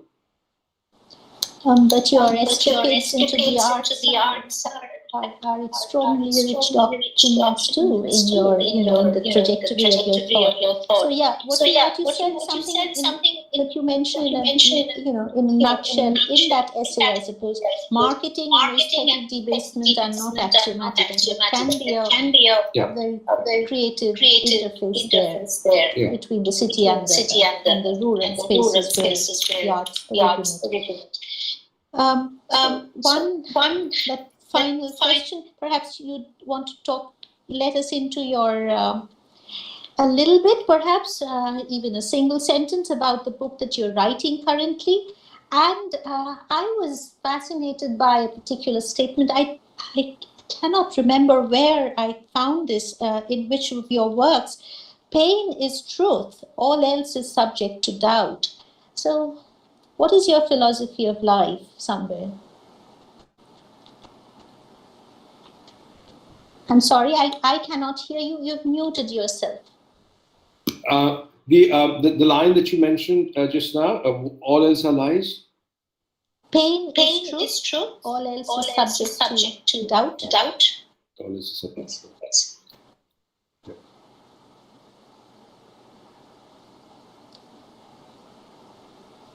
You've muted yourself again. Sorry. I can't actually speak about my new novel. It will not permit me to. I'll tell you a story about Gabriel Garcia Marquez, and his friends would always tell him, "So Gabo, tell us, what is this book that you're writing? What is the story? At least, tell us a little bit. What is it?" And he would tell them. Except he would tell them the story of a novel that he is not the one that he's writing now, but he's thinking of writing later. Okay. So there's a reason for it. I actually do not want to verbalize what I'm writing before I finish writing it, because verbalization actually takes away a lot of the creative passion that I've built up inside, and I only want it to come out through my pen or through the keyboard. Okay? And if I say something it becomes stale or it becomes traversed, and then I'm unable to sort of see it with the kind of freshness that I would want to see it. So, I'm writing it. Hopefully, it should come out at some point in 2021. So 2021, it would be, hopefully, you'll see it in print. Pain is important, and I want to say a few things about my second novel, The Miniaturist, which is the only novel that I sometimes would go back to when I'm suffering, when I'm in pain. Okay. Racist, I went back to because of what's happening with Black Lives Matter, things like that. It seemed very contextual to go back to that novel. But I rarely go back and read or think about anything that I've written in the last 20 years. My mind is always on my next novel or the one that I'm writing now. But The Miniaturist is an exception. It has to do with pain. You see, artistic life is full of pain. It is full of pain because writing is an individual creative pursuit. You want to write, you write. You want to paint, you paint. You want to sing, you sing. Okay. Now, every artist has expectations that when I create something, the world will see it in a favorable way. And if they see it in a favorable way, it will bring a smile to our lips. It will make our heart grow fonder. We love to be loved. Now, unfortunately, in a writer's life, you can't always expect to be loved. Okay? There will be disappointments. For every author, not simply a debut author, but even for authors who have achieved a lot of fame, their things will not turn out as planned. Some reviews will hurt. They will hurt. Okay? Some kinds of reception that you were expecting in a certain way will never happen. Okay? I've been writing for 20 years. I've never won an award. My record is probably better than that of Brian Lara's 400 not out in Test cricket. Not even a small one. Okay? Now, do I think about this? No. But a writer is also a human being. And a human being wants affirmation, wants, again, they want to be loved. But it's not going to happen. It's not going to happen. Most of the time, it's not going to happen. So most of the time, there will be a lingering pain of what might have been, but never happened. So what do? That is the only truth, the only enduring truth of a writer or any creative person. So when I go back and reread The Miniaturist, I see that I have created a character. I have created a character who was a child prodigy as an artist. Everybody expected him to become Akbar's court artist, that he would be the artist of Hindustan. He would become rich, famous, he would sit by the side of the emperor, except that he doesn't. He's thrown out of Akbar's empire. He's thrown out by conniving artists, by which is the same in our case as writers. Same in our case as film stars. You've seen a recent example of that. Okay? He's thrown out of Akbar's empire. And he travels through the northwest of India, Pakistan, Afghanistan, and ends up in eastern Turkey. Okay? And all through his travels, he keeps asking himself, what is the value of art? Why did I do this? What good has it brought to me? It didn't bring me fame. It didn't bring me money. It actually took me away from my family. It made me a beggar on the streets. So what is the value of art? Why on hell did I have to pick up a brush and paint? But Behzad does find his answer. He does find his answer in this novel. A deeper psychological answer. And so in moments of pain, I go back and reread my story of Behzad and say, look, you have created this character. And this is how this character has lived with pain. And so must you. Thank you. That is profound. And I could relate to that. there are very many students in the audience, and I think it's time perhaps to start winding up what has been a scintillating experience for me talking to you all over again. So since you were on the subject of pain and the travails of a writer, which are at some level heightened or intensified form of the travails of being a human being, living particularly through a pan-human crisis. So anything on to our student listeners on the issue of mental health and on how literature and the arts heal us and how you heal when you, as you said, when you go back to your book.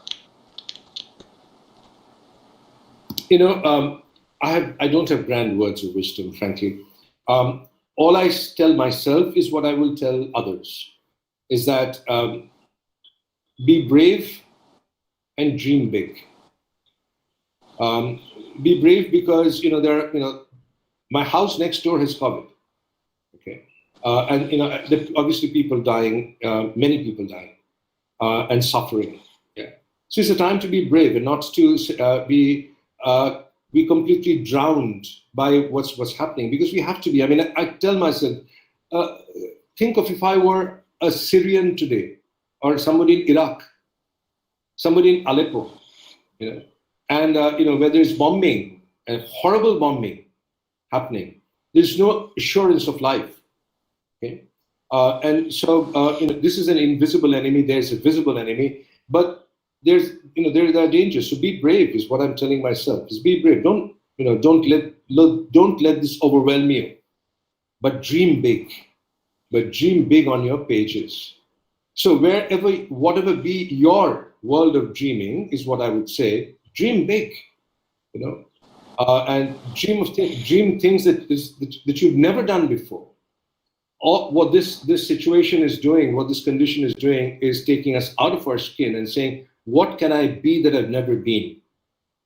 What can I be that I've never been? How can I write in a way that I've never written before? What kind of story can I write today that I've never written before? And I think I'm writing one such story, the story that I've never written before. So that's all I would say. And I'm very happy to take questions from anybody who wants to ask questions. Yes, I was going to say as much. So over to the college, perhaps to compare or moderate the questions, because I don't see the questions popping up. Okay, yeah, I am here. Now, thank you so much. We had certain problems because of the audio issue. And maybe some of us couldn't follow properly the questions that were asked by Ananda ma'am. But definitely there was absolutely no problem from the end of Kunal Basu sir. And that was really an engaging session, such an enlightening, such a thoughtful, thought-provoking, insightful session. And we all enjoyed a lot, because we could come to know, being the students of literature, being the scholars of literature, or practitioners of literature, we have come to know about different perspectives of a writer. And Kunal Basu sir has been generous enough to say all kinds of perspectives that a writer goes through while writing. He has touched upon the issues that we find to be covered in different novels, perspectives of a writer, the situations of the orphans, the cosmopolitan character of a writer, or rather, and I would say anti-diasporic sentiments that are emerging in literature these days. The issues of home and nation, whether there is any particular home for a writer like Kunal Basu or Amitav Ghosh, or rather all nations, all countries are their homes or nations. So such issues have been brought forth here, or rather put forward by Kunal Basu sir. He has also touched upon the issue of bilingualism, and again, the quest that is we find in the search for medicine in his novel. He is dealing with history also how photography, the perspectives of a photographer are there blended into the perspectives of a writer. Again, he has spoken on the indigenous culture, indigenous practices. Again, what I would say, the pain that a writer goes through. A writer is, after all, a human being, and he also goes through pains. So that way, he has touched upon so many issues which we can really think of in the days to come. And we can really find out whether a writer is an extraordinary human being beyond all human sufferings, or he's also like us, and he also goes through sufferings, pains, and he has also a human heart to respond to, or rather to be sensible to be sensitive to all these issues. Thank you so much for this engaging session, and I'm also thankful to Dr. Anand and Dr. Gupta. Now it's time for taking questions. And our head of the department, Oyun Mundol, is there, Professor Oyun Mundol. I would request him to put forward certain questions asked by our participants over YouTube or here, Google Meet. Now, Oyun Mundol, sir. Right. Thank you, Dr. Mukherjee. So the floor is now open to questions. If anyone has any question to put, he or she can directly address it to Sir and Ma'am both are here. The floor is now open to questions and interactions. Please.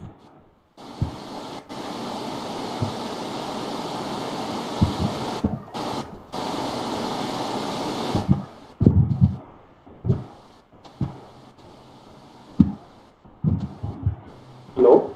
Good afternoon, Kunal sir. Please go ahead. Hello. Yes, you are audible. Okay. Sir, as you started with racism, particularly to the Indian authors who are starting writing youth authors, and as I am also writing, trying to write some short novellas. So, is there any problem in international book market or the readers, international readers, that Indian authors, Indian English writers are being neglected somewhere? Is there any racism or the discrimination? And what is your experience? Have you any experience in this particular thing?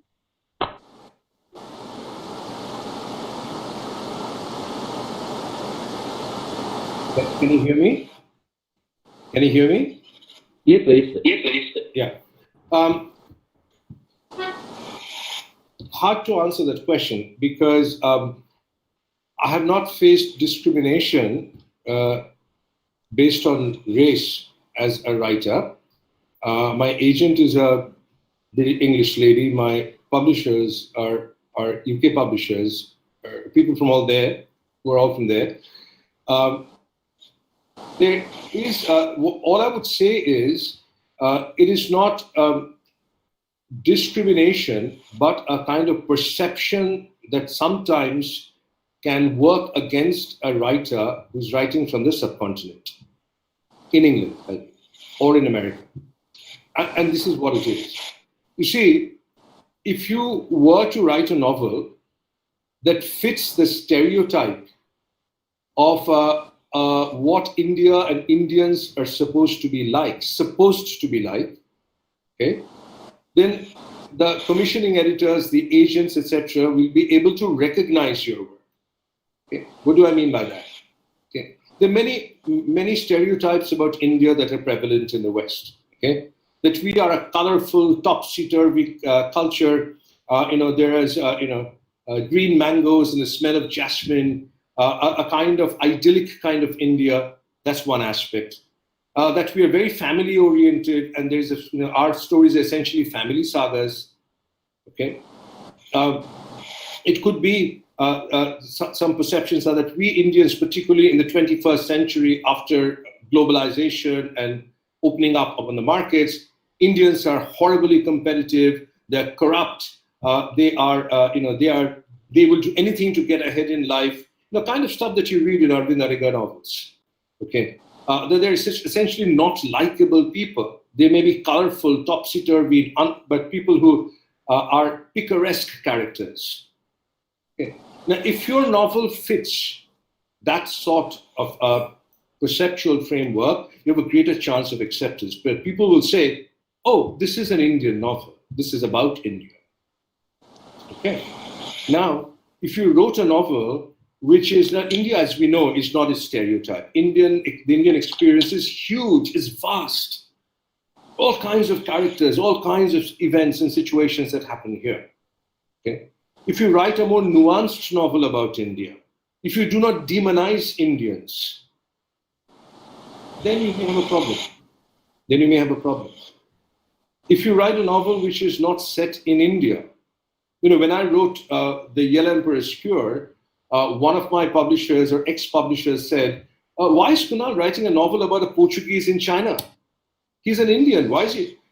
Remember, an English writer or an American writer can write a novel about another place. But an Indian writer is expected to write a novel about India. Okay.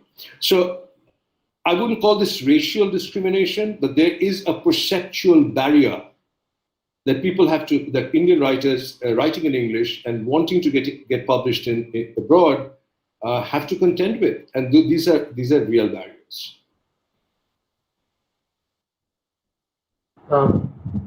Thank you, sir. There is another question from Dr. Antara Mukherjee, who is an assistant professor of English at the Government College. Why is it important to document the process of germination of a story of a post-colonial writer? Is it part of literary tourism or a promotional machinery of a post-colonial author? My reference is to Pan Macmillan India's 8-minute documentary on Kunal Basu and Calcutta. Sir.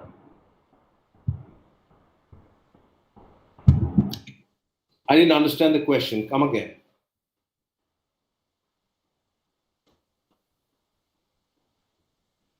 Can you repeat the question, please?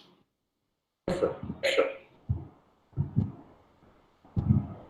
Why is it important to document the process of germination of a story of a post-colonial writer? Is it part of a literary tourism or a promotional machinery of a post-colonial author? My reference is to Pan Macmillan India's 8-minute documentary on Kunal Basu and Calcutta. This is a question from Dr. Antara Mukherjee.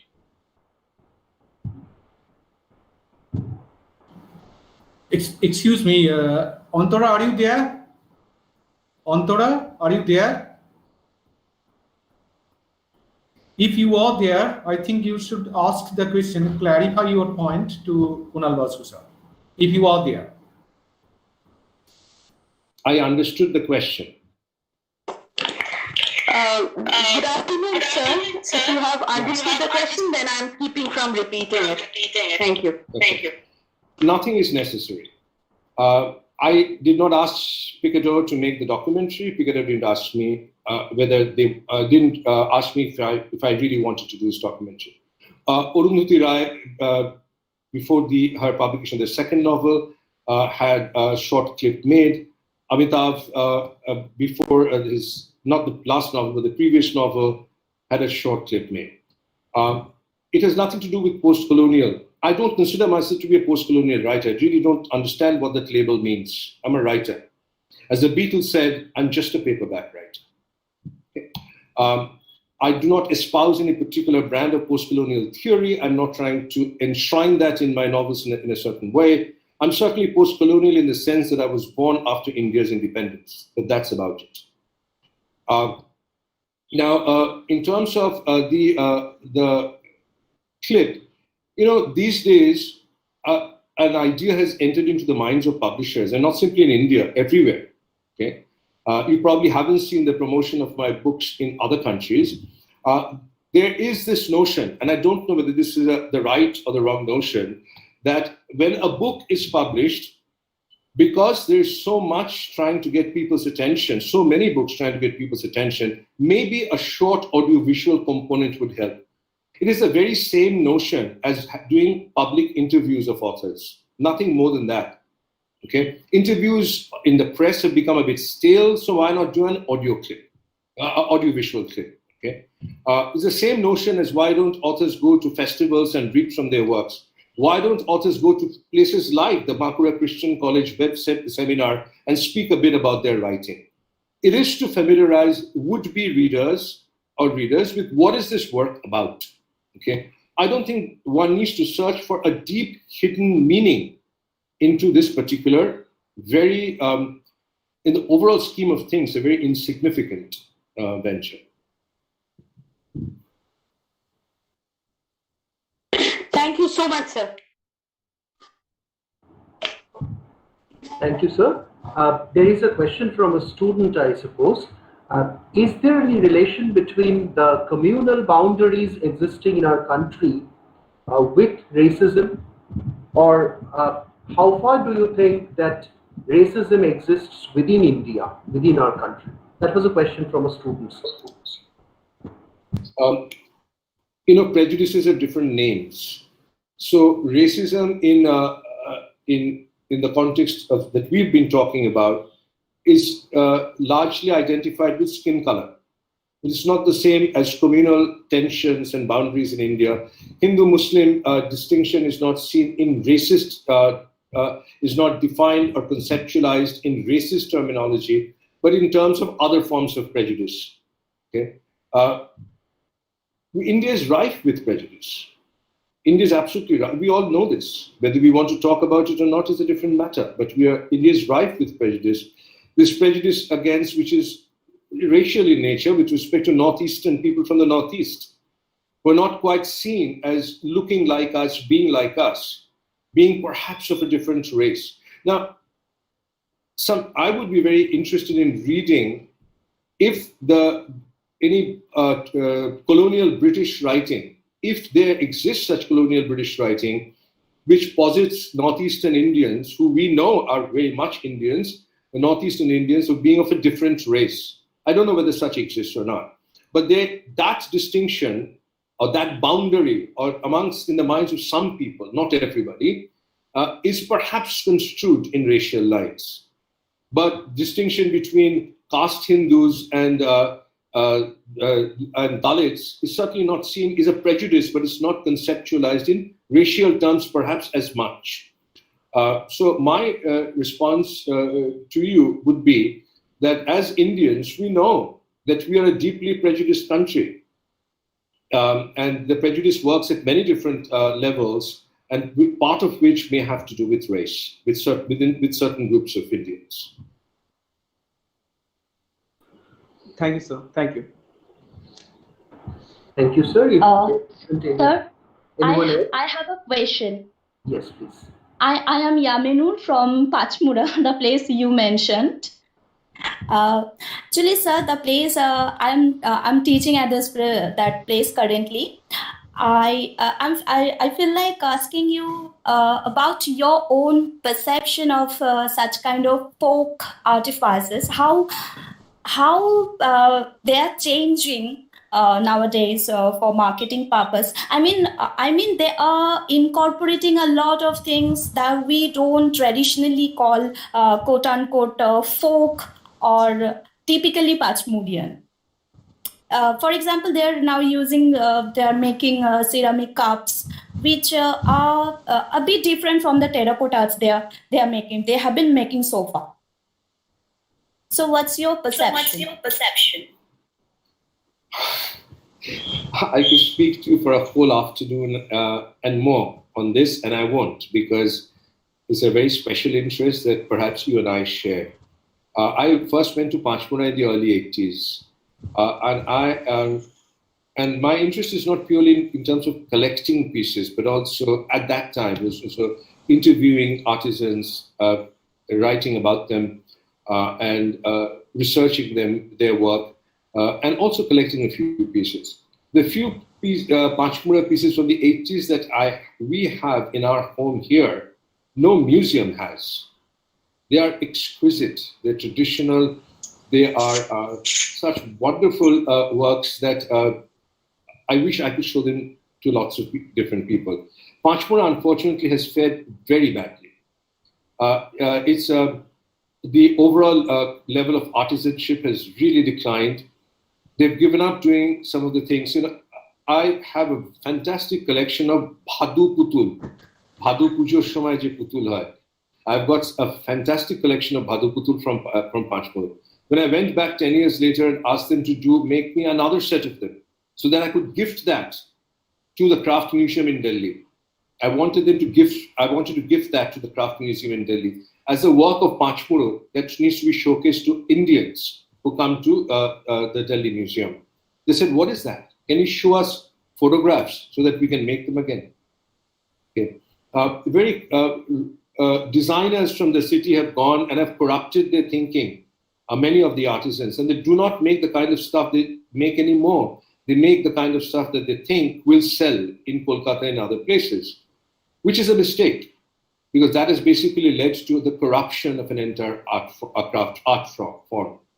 But again, as I said, I don't want to take up too much of your time talking about all of this, but I have very fond memories of Panchmur. And I've been there many, many times. And I wish that there would be some agency, some human beings that will be able to bring Panchmur back to the preeminent position it once held as a terracotta center in Bankura and in Bengal. Okay, thank you, sir. Thank you, sir. We can take 2-3 more questions and then we have to call it a day. This is a question from Dr. Enakshi Banerjee from Vivekananda Mahavidyalaya. She has written her PhD on Kunal Basu. Great to see you, Kunalda. Mine is not a question in the strictest sense of the word, more a whim with an interrogation mark for want of a better expression. Have you ever considered writing a fictive biography of the flaneur Kunal Basu, who is also a novelist? That's a question from Enakshi Banerjee, sir.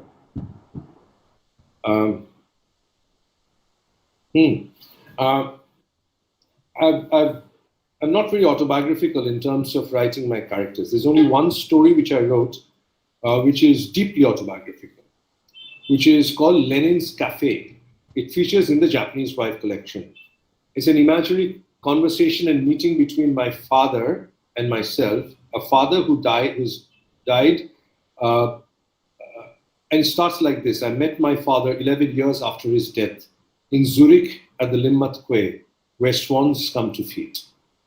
So it's a conversation and a stroll around Zurich and a visit to a cafe between my father and myself.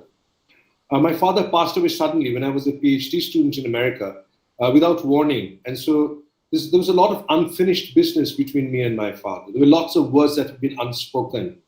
And so that's my most autobiographical.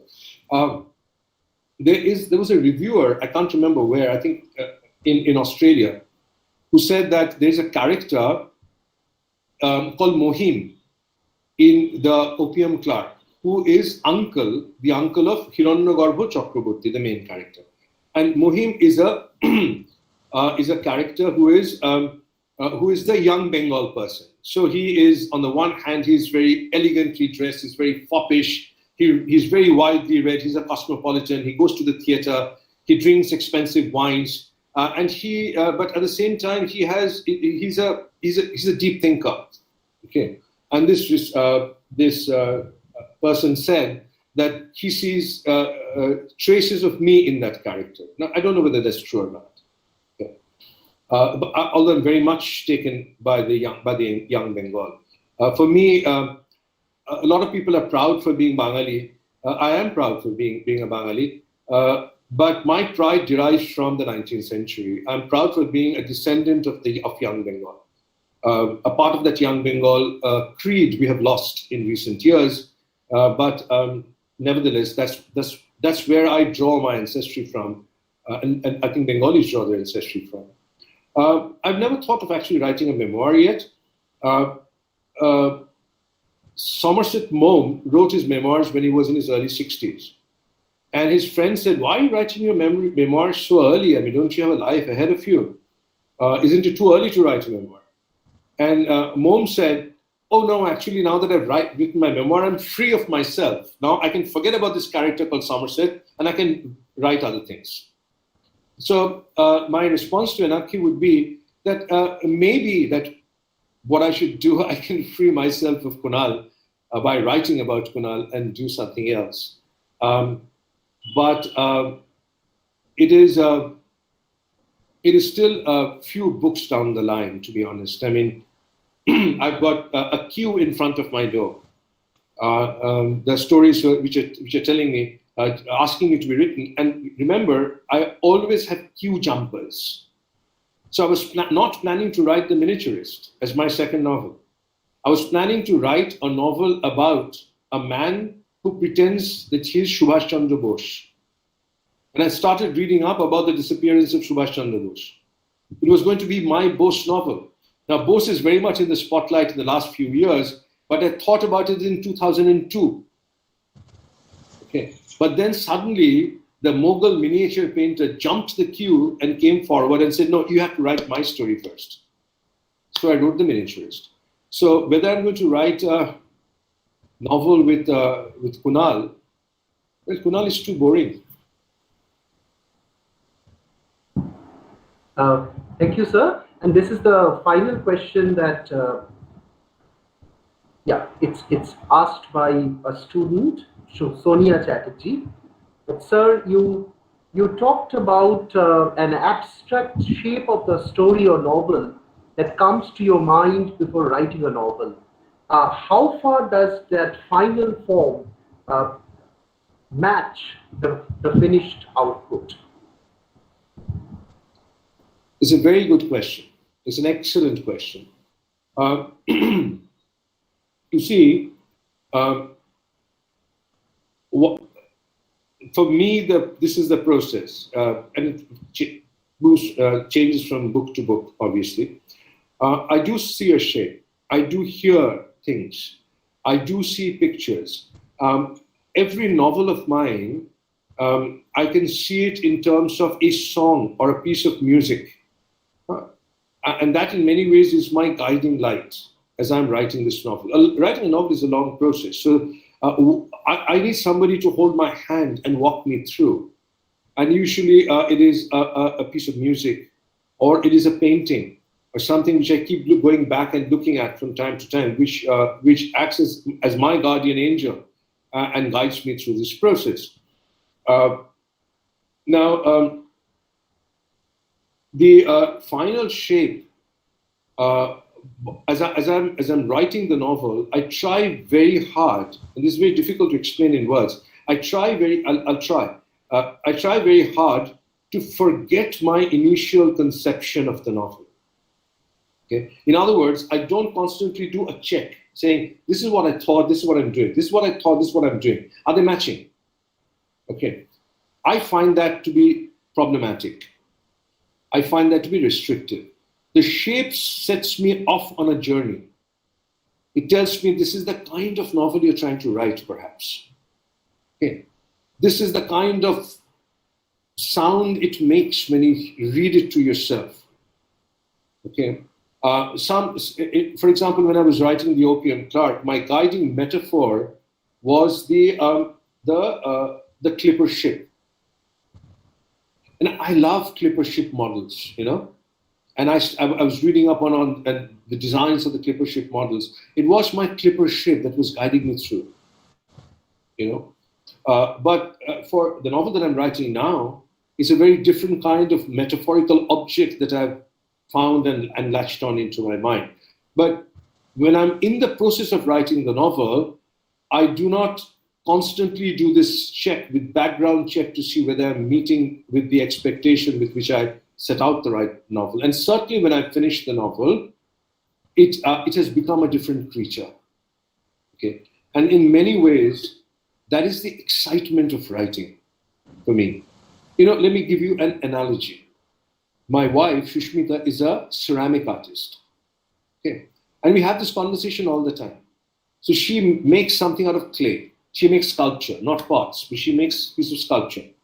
And then she applies the glazes. When she's applying the glazes, she thinks that this is what it should look like when it comes out of the furnace. Then it goes into the furnace.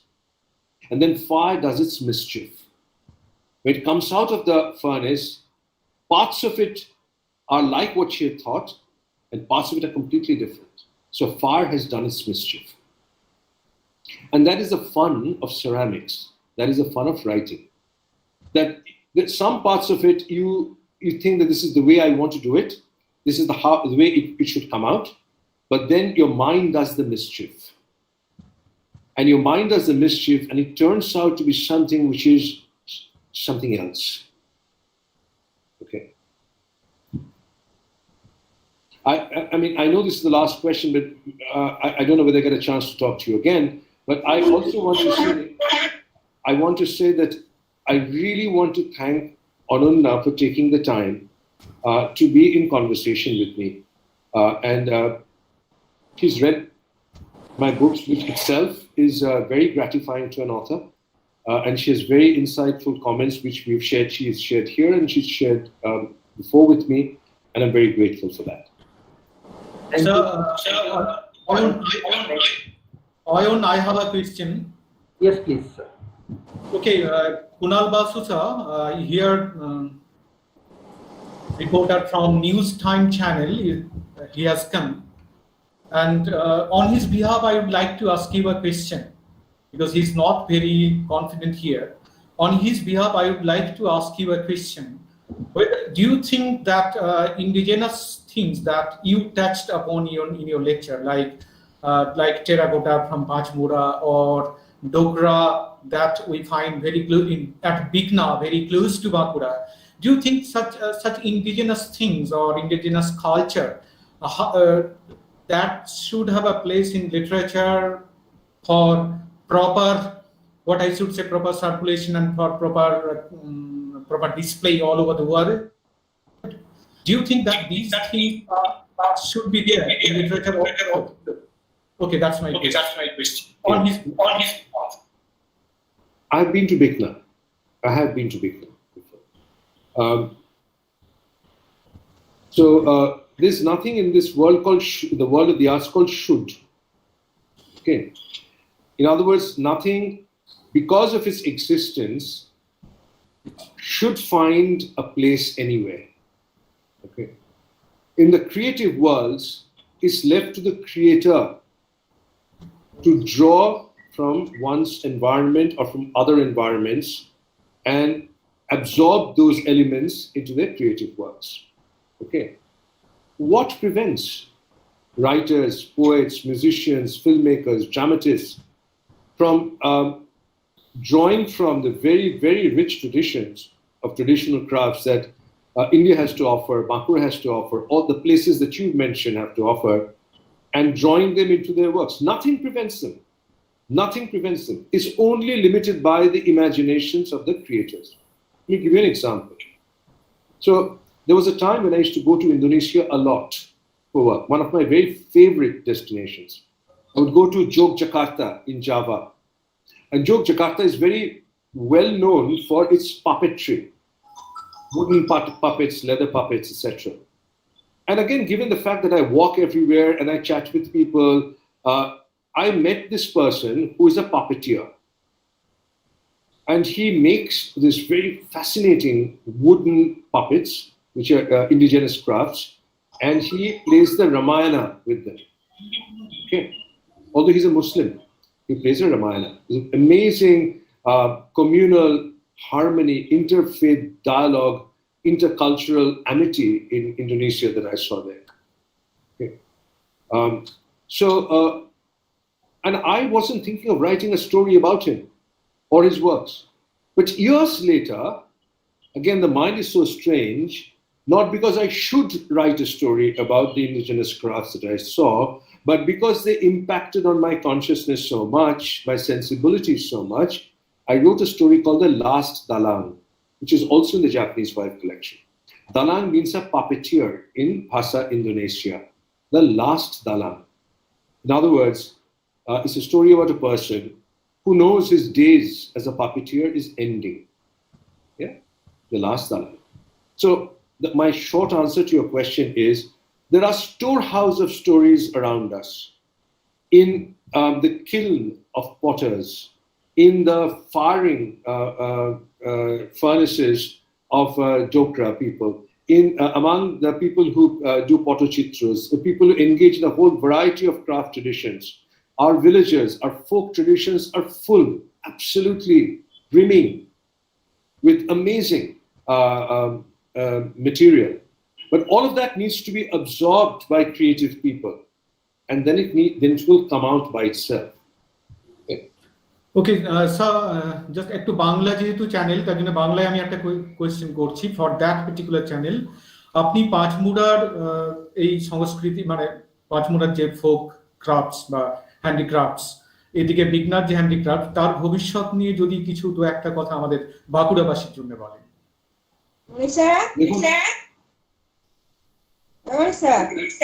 হ্যাঁ, hello, বলবো? হ্যাঁ,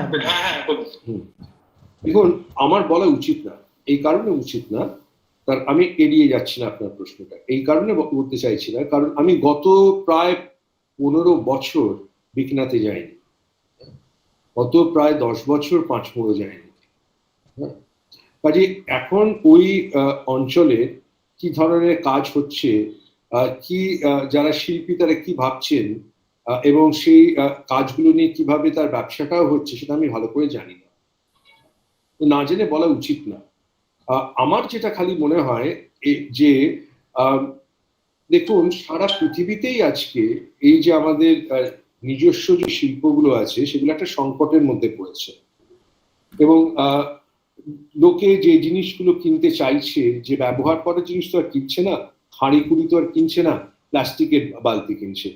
বা আগে যেভাবে ভাদু পুজো হতো, টুসু পুজো হতো, টুসুর ঝাড় ভাদু পুতুল যেভাবে তৈরি হতো, এখন আর সেভাবে তো আর হচ্ছে না। কাজে সম্পূর্ণভাবে পুরনো সংস্কৃতিটাকে ধরে রাখা মুশকিল, কিন্তু এই পুরনো সংস্কৃতিটা যদি সম্পূর্ণভাবে চলে যায় তাহলে কিন্তু তার থেকে নিঃসৃত যে শিল্প, সেই শিল্পটাও কিন্তু থাকবে না।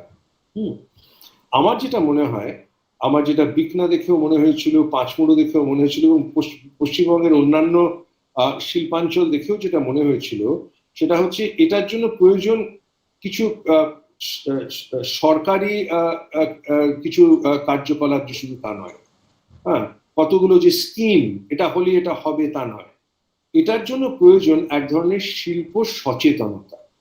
হ্যাঁ, যে অঞ্চলের মানুষ, ধরুন বিষ্ণুপুরের মানুষ গোলতাস বানান, মাত্র 2টো পরিবার, হ্যাঁ, সেই গোলতাসের ট্র্যাডিশনটা কি করে বাঁচিয়ে রাখবে?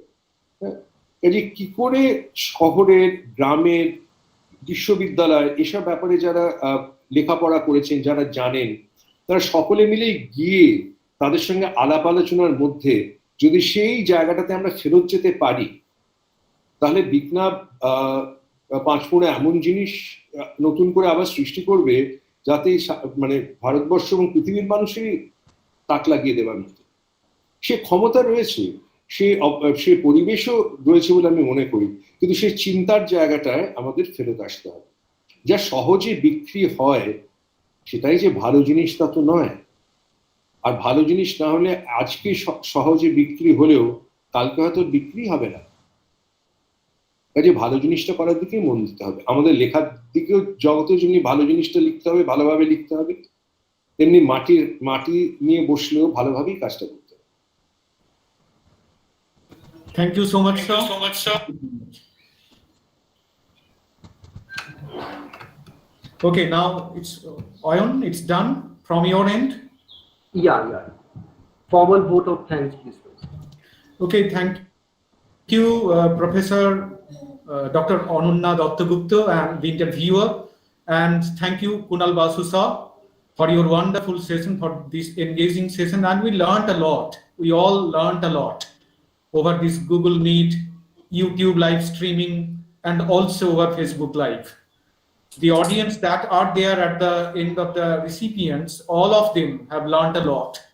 I would like to thank also Dr. Pinaki De, who has been in fact the instrumental figure in bringing these two icons together, Dr. Dattagupta and Kunal Basu sir. And Dr. Pinaki De, I hope the audience know very well that for that novel, 2015 novel, Calcutta, by Kunal Basu, that Dr. Pinaki De, he actually was responsible for the graphic designing, and he was also awarded two consecutive prizes. In 2 consecutive years, he was awarded with prizes because of that best graphic designing, Dr. Pinaki De. And on behalf of Bapura Christian College, we convey our gratefulness, our thankfulness to Dr. Pinaki De from P.R.E. Mohan College, Uttarpara. We are also thankful to the audience, the researchers, the faculty members, the students, and also the technical persons who have been responsible for organizing this kind of gathering. Thank you all, and let's now call this particular session over. We have another session in a short while at 2:30. Professor Lisa Hopkins from Sheffield Manfield University will be addressing the audience at 2:30 Indian time and 10 in UK time. So she will be there joining in a very short while. I would request the participants now to leave the group for a while